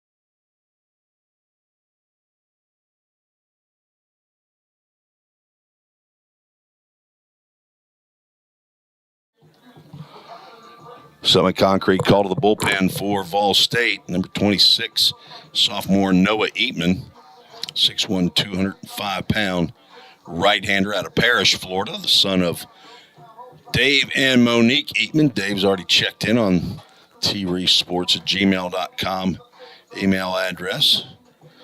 His grandfather in Englewood, Florida, and a Gigi in Parrish, Florida.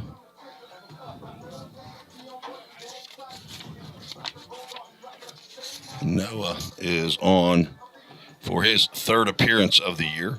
He's thrown 2 1/3 innings, given up 5 hits, 6 runs, only 1 earned, 2 walks, 2 strikeouts. A year ago had 14 appearances, 1 start, 3-1 record, and a save in 28 innings of work.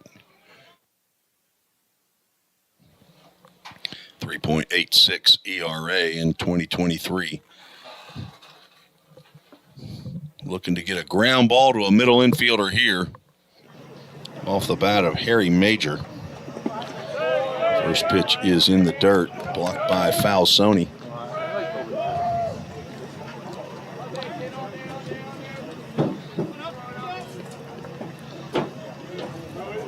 So Dowling goes an inning and a third. Gives up 2 hits, 2 walks, a strikeout. 1 run so far, but the 3 runners on base are his responsibility. Eatman goes 2-0 to the Jets shortstop, who's 1 for 3.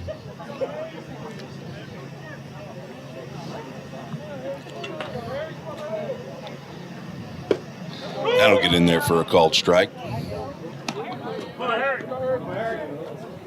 Third straight sophomore for head coach Jim McGuire in his 3rd year here at VolState.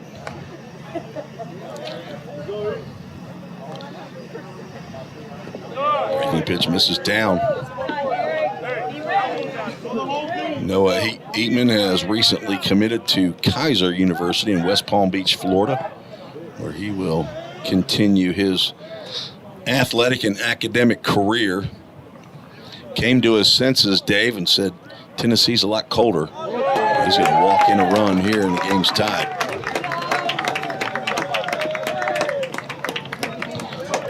RBI the easy way for Harry Major.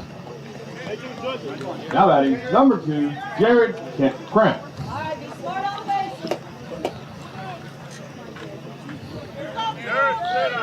Three-hole hitter Cramp steps to the plate. 2 runs in the inning, takes a healthy hack there. Foul tips it into the glove of Falsoni. Had a bunt single in the first, flew out to left in the 3rd, struck out in the 5th looking. 7th batter to come to the plate for Jackson College here in the 6th. That one catches apparently the hollow of the knees on the inside corner. Off-speed pitch. Jackson College comes in 0-1. VolState 0-3. Somebody's going to get their first victory here in game 1. Disappearing breaking pitch blocked by Falsoni. True freshman from Stewart's Creek High School. Behind the plate.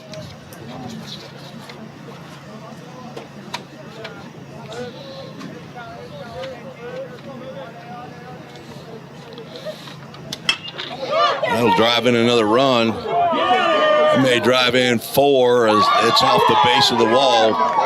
2 runs, 3 runs will score as Cramp will drop anchor over at 3rd base for a 3-run triple.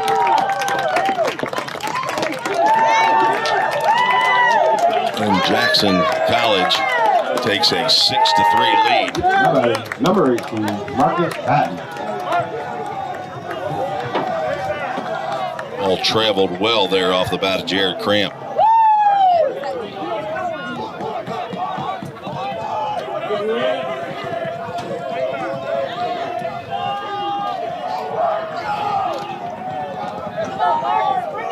Five runs in the inning for Jackson College. Marcus Patton looks at ball 1 inside. Third hit of the inning. Jackson College has a single, double, and a triple. Breaking pitch over for a called strike as the infield is in with one out. Cramp on at third base. Stephen Bell playing relatively deep out in right field. The pitch fouled off.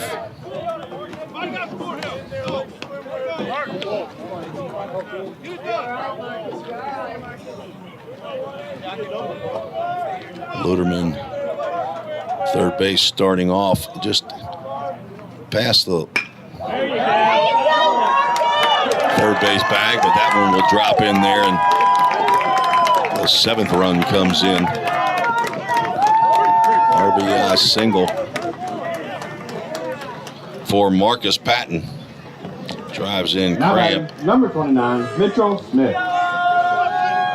Another right-hander is warming up in the bullpen.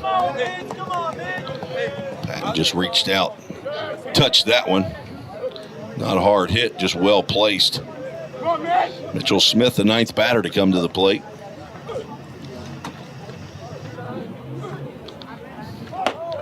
Squares around the bunt, pulls the bat back on a fastball that misses up.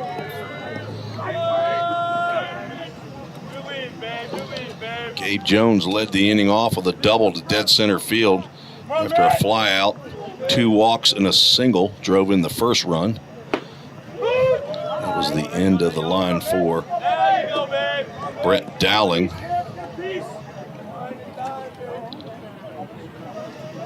He gives up 4 runs, which were earned on 2 hits. Breaking pitch misses outside. Smith 0 for 2. A walk and a strikeout, looking for his first hit of the game.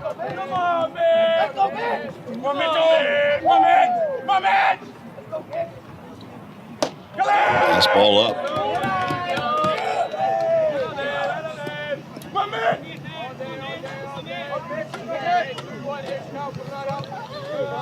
Jack McLaury, freshman right-hander, warming up in the bullpen. 3-1 pitch. There's a swing and a miss. Actually, apparently a foul tip into the glove. Well, another full count. Ministries full count. 6 runs in the inning for the Jets. They take the lead 7-3. Full count, first pitch foul ball off the bat of Smith. Gabe Jones, who led the inning off, standing on deck. But Noah Eatman looking for that Dudat Communications double play ground ball to the infield. Popped up to the right side. Brody Melton will stay on his feet and make the catch for out number 2. Not the double play, but Gabe Jones. Out number 2.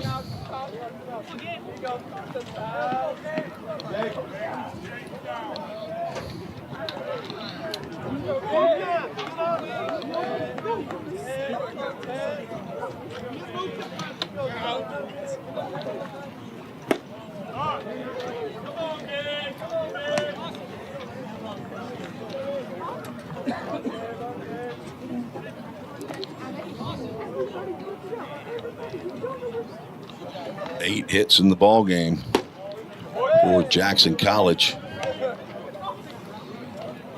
7 runs, 1 error for the Jets.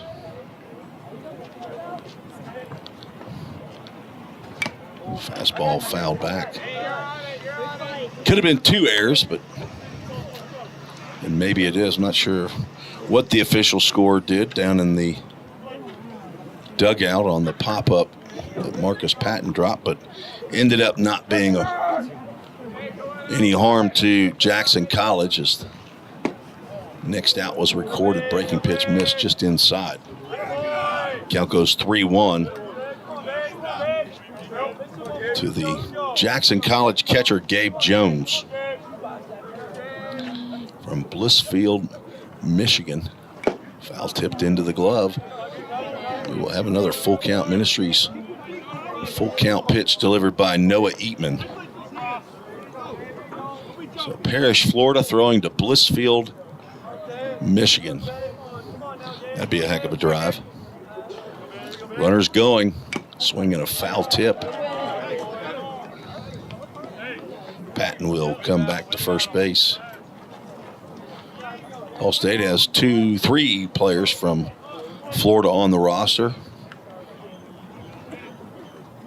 J.C. Menendez from down in Miami. Reed Mashinsky from Bradenton. Swing and a miss, and Eatman strikes out Jones, but 10 batters come to the plate for Jackson State. We don't play them till a little bit later on. Jackson College. And 4 hits in the innings. So 6 runs, 4 hits, no errors, 1 runner left on base. We're scheduled for 7. Pioneers have 2 cracks to get back in this ball game. We're moved to the bottom of the 6th inning. You're listening and watching on YouTube, the VolState Sports Network.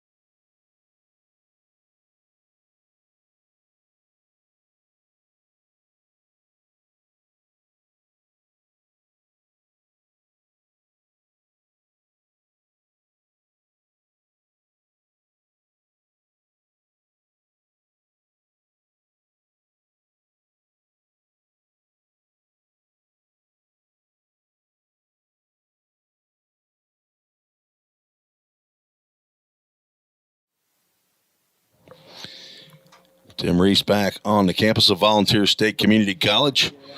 The Pioneers find themselves down by 4, 7-3. Reggie Cooper, Lex Falsoni in the top of the lineup. Logan Molnar due up.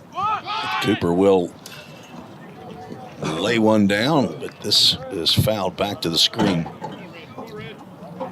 3rd straight at bat that Reggie Cooper has shown bunt. Cooper doubled in the 2nd. Walked and scored ahead of Lex Falsoni's first home run. He's going to look at a called strike on an off-speed pitch there from Colin Presnar. Now in line for the win. He came on in relief of Ethan Iani in the 4th inning.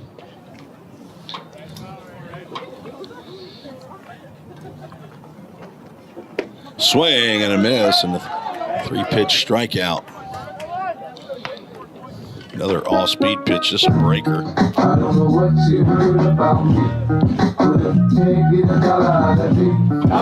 First strikeout by Presnar. Had 54 of them a year ago. Falsoni's 2 for 2.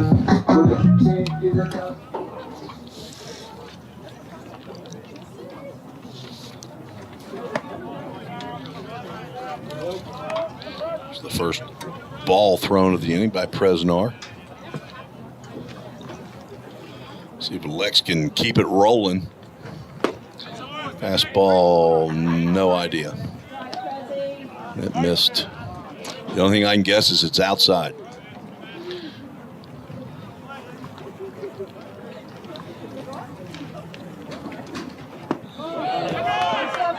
Wave on a breaking pitch there for strike 1.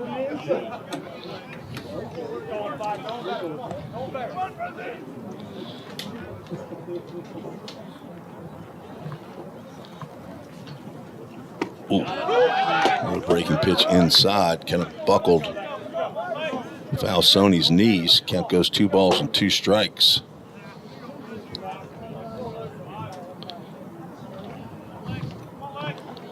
Two pitch. Breaking pitch misses outside. Brings us to a full count. Ministries, a full count.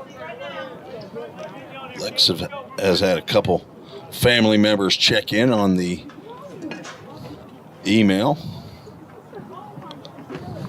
Lex Falsoni will draw a walk. Pioneers need base runners. Second walk of the game by Presnar. All these phones automatic. They don't really come from nothing. See us living lavish. Not a feeling low around this money. I won't marry it. My niggas in the streets. I won't marry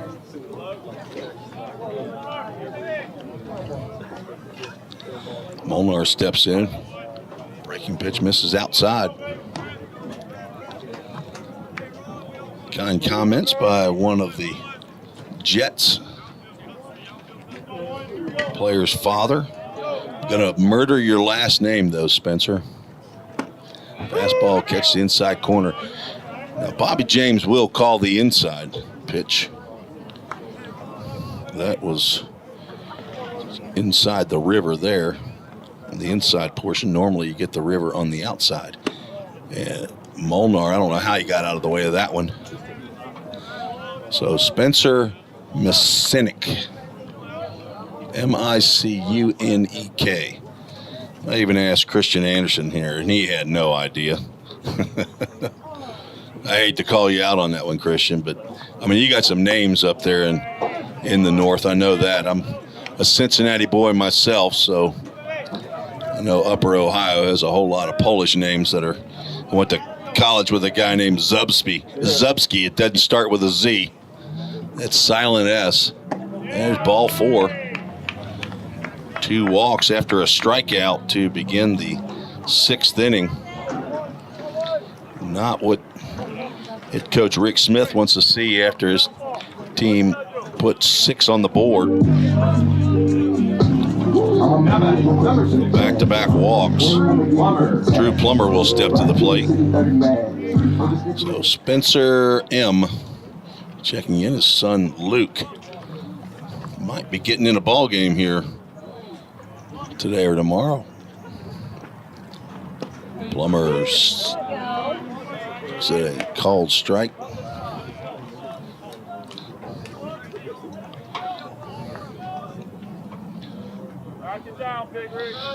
Luke, 6'5", 195-pound freshman from Brighton, Michigan.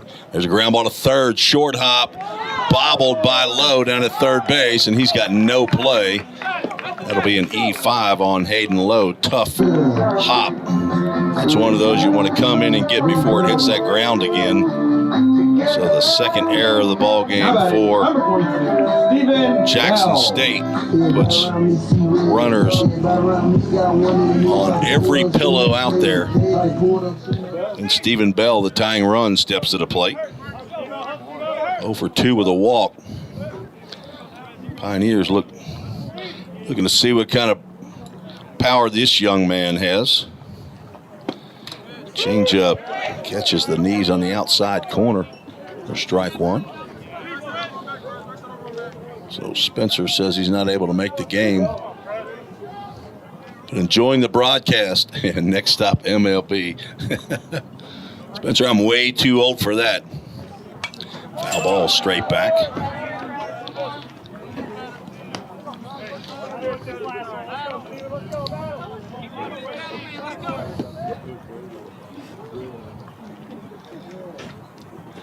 (0-2) pitch coming to Bell. Presnar's 1 pitch away from getting out of the inning if he gets a well-placed ground ball or line drive. And there is a changeup that just missed.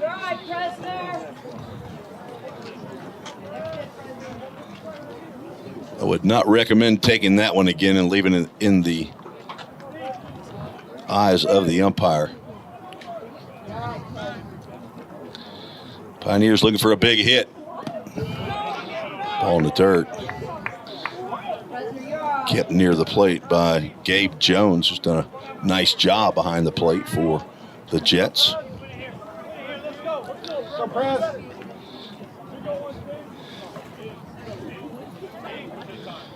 for the cold weather out today. Got a decent crowd. Tapper down to third base. This is easy play at third, but they're not going to be able to double up Bell. He'll get an RBI ground out.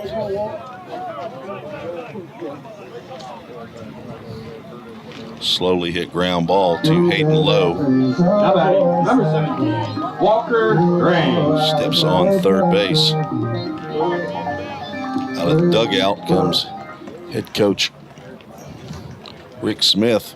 Maybe making a change. Looks like we're going to make a change as players are coming out of the dugout to shake the hand of Colin Presnar. We'll find out who the new pitcher is, tell you as much as we can about him when we come back on the VolState Sports Network.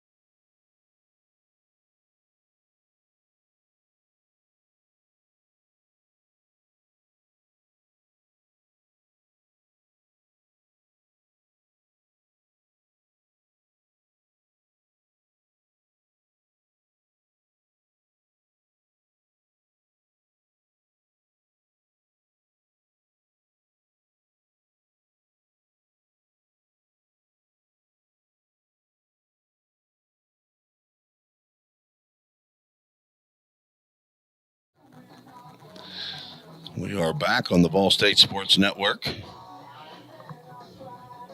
Spencer Masunik's son, Luke, now on the mound for the Jackson College Jets with 2 outs and 2 on. 6'5", 195-pound freshman from Brighton, Michigan. He will face Walker Strange, the DH. Drew Plummer on at second and Stephen Bell on at first base. 1 run in, it's unearned. On a ground out.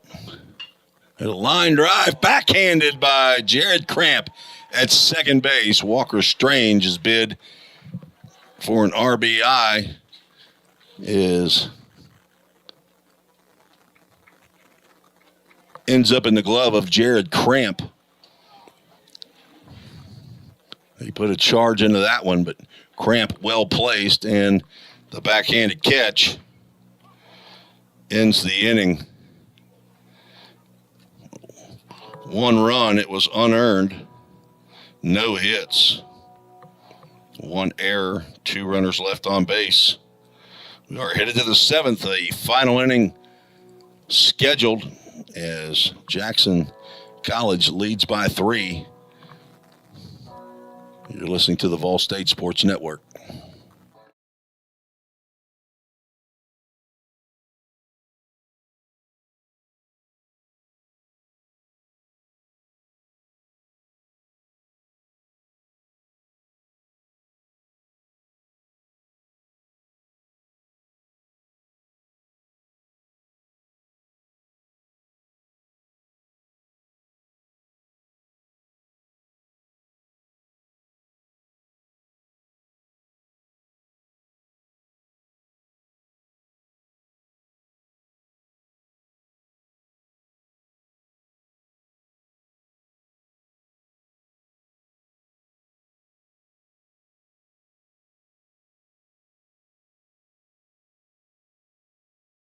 Number 39, Jacob Munson. Top of the 7th we go. Noah Eatman back out on the mound for VolState, and he faces Jacob Munson, who fouls the first pitch off.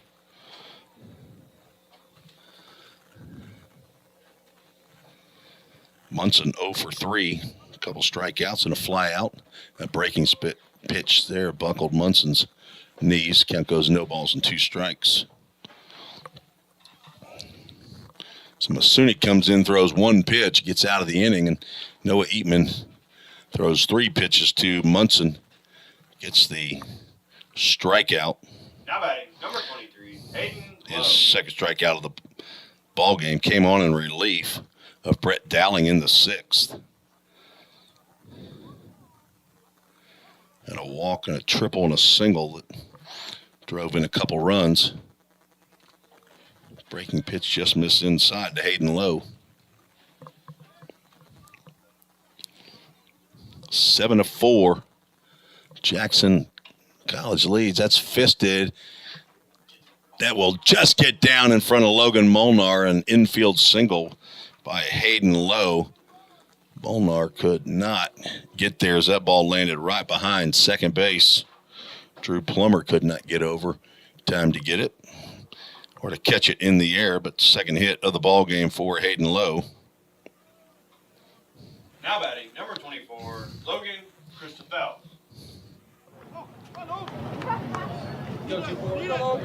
Logan Christophel walked twice and struck out once, scored a run. Number 9 hitter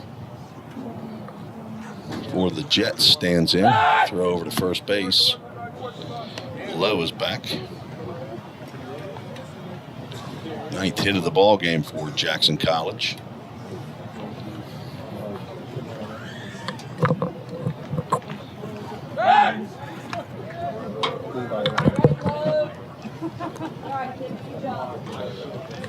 Pitch runner over at first base. Levi Lane on for Lowe.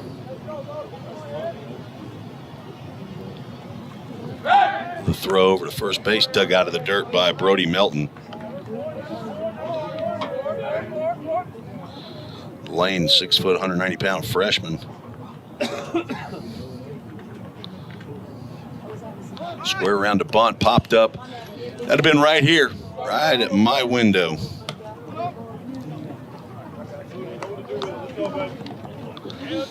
I'd like to say I would have been able to make the play, but pretty sure I wouldn't have been able to catch it with a couple of colored pencils in my left hand and ink pen in my right hand. I'd have been counting on these MGM Industries custom-made windows to keep that away from my face.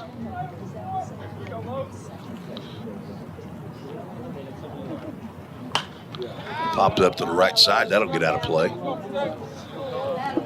Eatman ahead in the count to Christophel.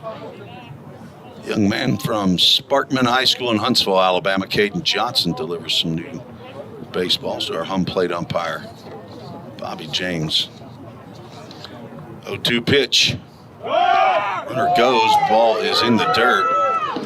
Falsoni will hustle back to the backstop. A stolen base to Levi Lane.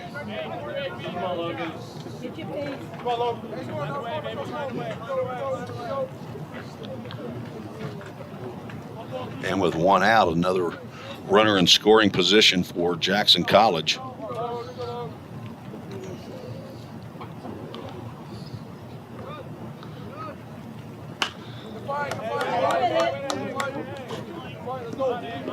Christophel hangs in there.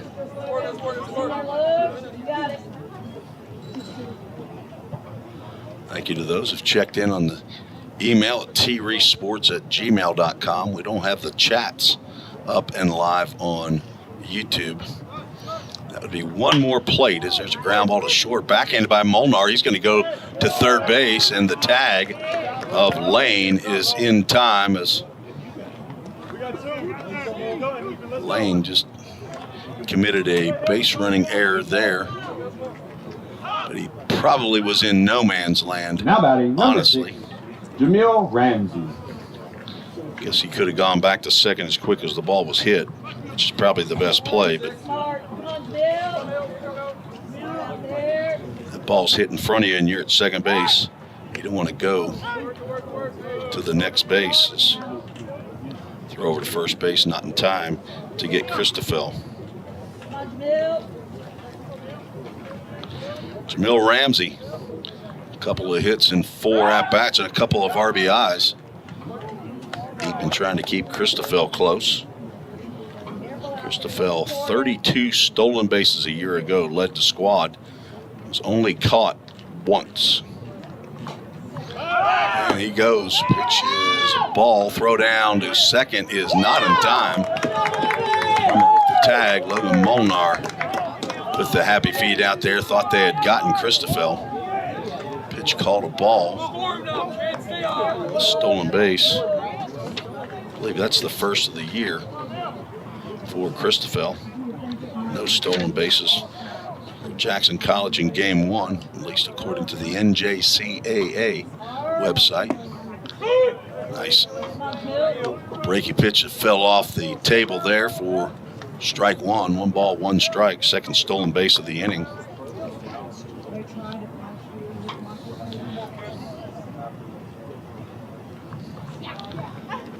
Swing and a miss.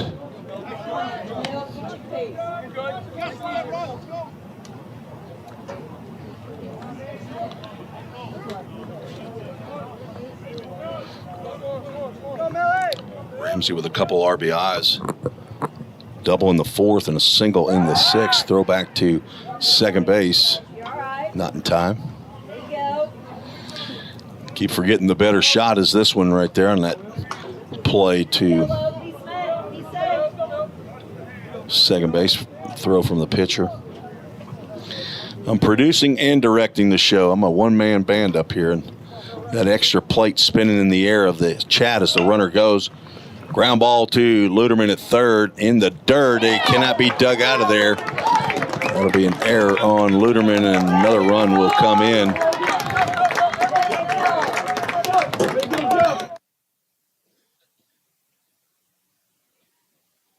Number 3, Harry Ramsey Major. will head down to second base. Ramsey reaches on the E5. No RBI for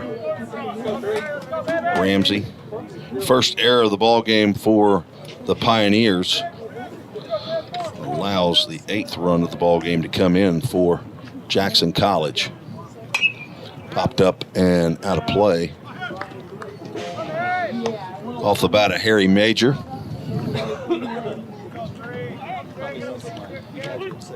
Jets shortstop. 1 for 3. Walk and a run scored.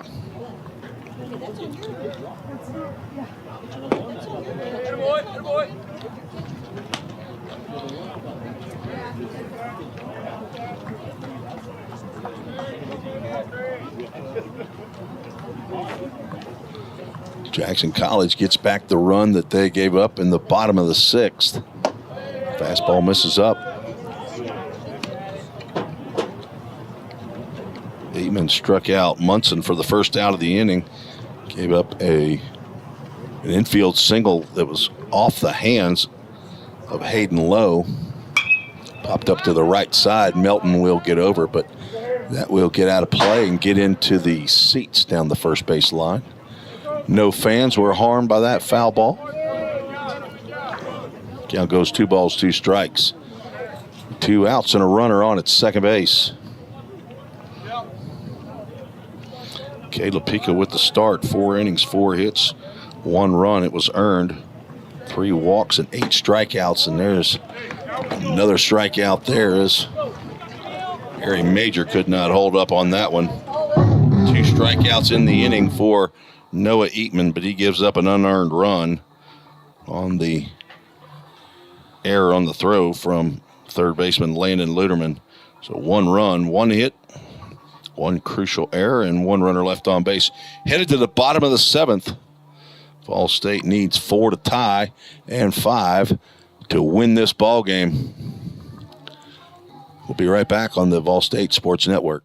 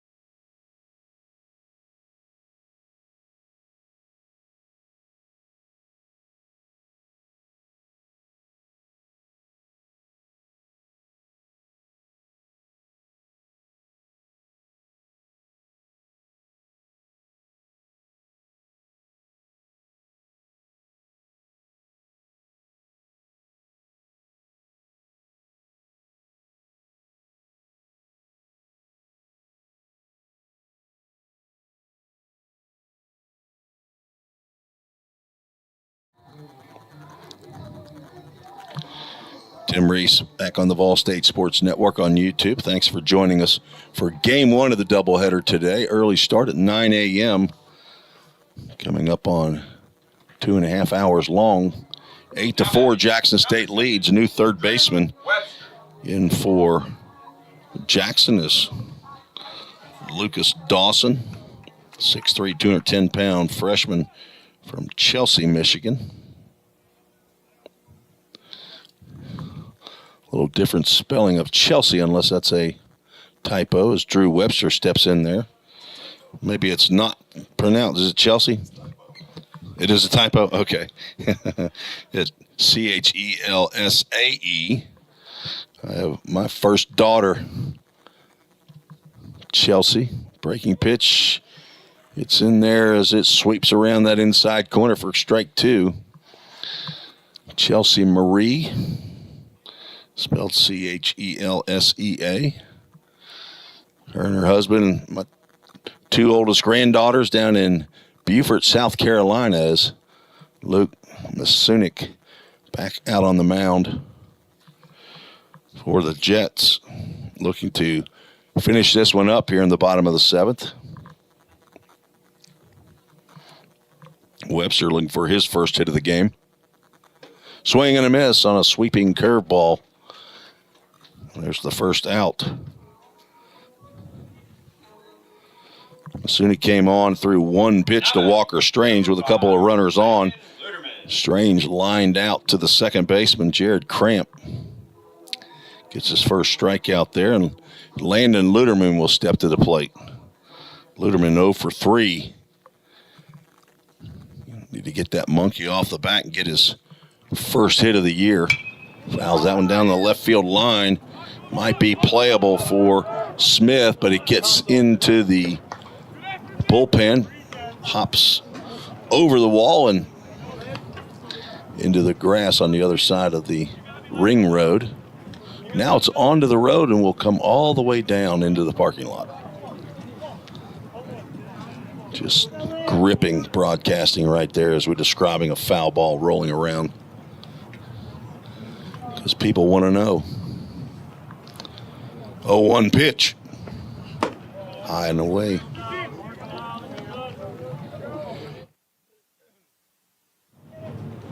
Stay tuned after the game for the Toyota of Gallatin player of the game and the Full Count Ministries verse of the game. 1 ball, 1 strike, swing and a foul tip at the plate.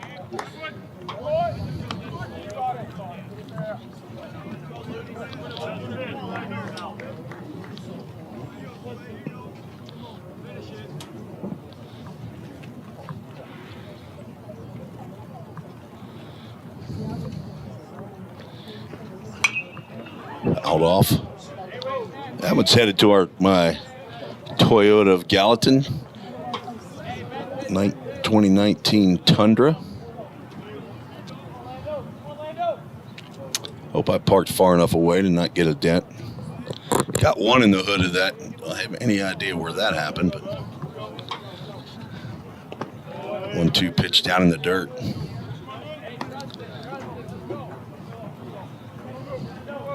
I think the only defensive change for the Jets is at third base. Lucas Dawson in for Hayden Lowe, who was lifted for a pinch runner. Full Count Ministries, full count to Landon Luderman. On deck, Brody Melton. A couple of sophomores looking for their first hit of the 2024 campaign. Ground ball to first base, stays down for Patton. He will underhand to Masunik for out number 2. Pioneers down to their last out. Now batting, number 13, Brody Melton.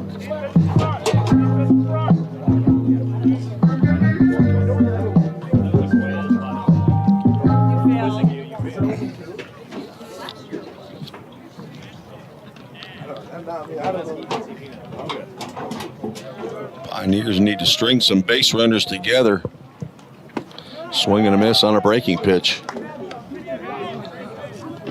Melton walked in the second, lined out to the shortstop in the fourth, grounded out to third in the fifth.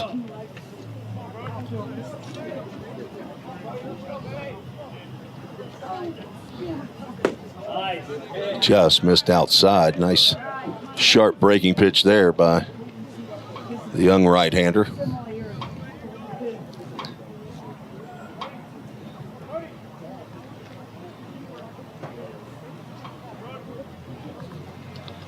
One pitch. This is outside.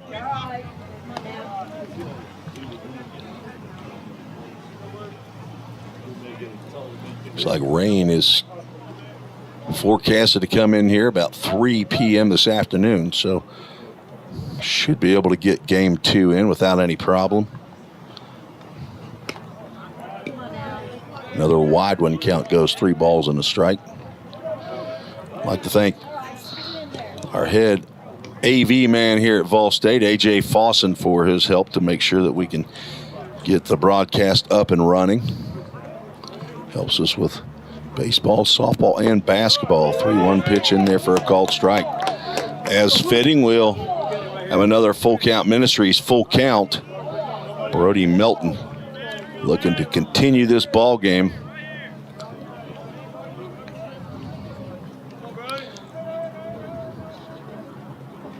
Sunic delivers, fisted out to center field, a little farther than fisted, and did he make the catch? It looks like Christoffel makes the diving catch going away from the plate. Another ESPN top 10 catch right there to end the ball game. Melton got a lot more of that pitch than I thought. Sounded like he got it off the fist, but it is a 1-2-3 inning for Masunic. And Jackson College takes game 1 of the doubleheader 8-4. 8 runs, 9 hits, 2 errors for Jackson College. 4 runs, 5 hits, and 1 error for the Pioneers. Jackson College moves to 1-1 on the season. Pioneers fall to 0-4. Our Toyota of Gallatin player of the game is going to be Jared Cramp, who goes 2 for 4 and a triple and 3 RBIs to put the Jets on top and make a winner out of Colin Presnar, who I think Presnar goes to 1-0 on the season. Losing pitcher will be Brett Dowling. Dowling will fall to, I believe, 0-1. He will. And I think a save. I think that Masunic came in a little bit too late for the save. But again, I'm not the official scorer. But the player of the game, Toyota Gallatin player of the game, is Jared Cramp, the second baseman for Jackson State. He wins a brand new car. No, I'm just kidding. Christian, he doesn't win a brand new car. He wins recognition on the VolState Sports Network. That is our player of the game. The Full Count Ministries verse of the game is found in the book of Psalms. And that is coming about 3 verses out of the 67th Psalm, verses 1 through 2, and then the last, verse 7. May God be gracious to us and bless us and make his face shine on us, so that your ways may be known on earth, your salvation among all nations. Verse 7, may God bless us still, so that all the ends of the earth will fear him. That is the New International Version of Psalm 67, verses 1 through 2, and verse 7. I want to thank Full Count Ministries for their support of VolState baseball. Jackson College takes game 1, 8-4, in a game that took 2 hours and 30 minutes to play, as we concluded at 10:29 Central Time. I believe we're at about 50 42 degrees. Game time temperature was 45. Maybe about the high. Maybe it'll go a little bit higher. I'm not sure.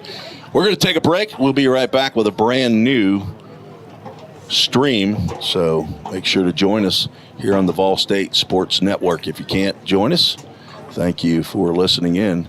As we want to thank Athletic Director Bobby Hudson and Head Coach Jim McGuire for today's broadcast. This has been Tim Reese saying God bless you and talk to you in a few minutes on the VolState Sports Network.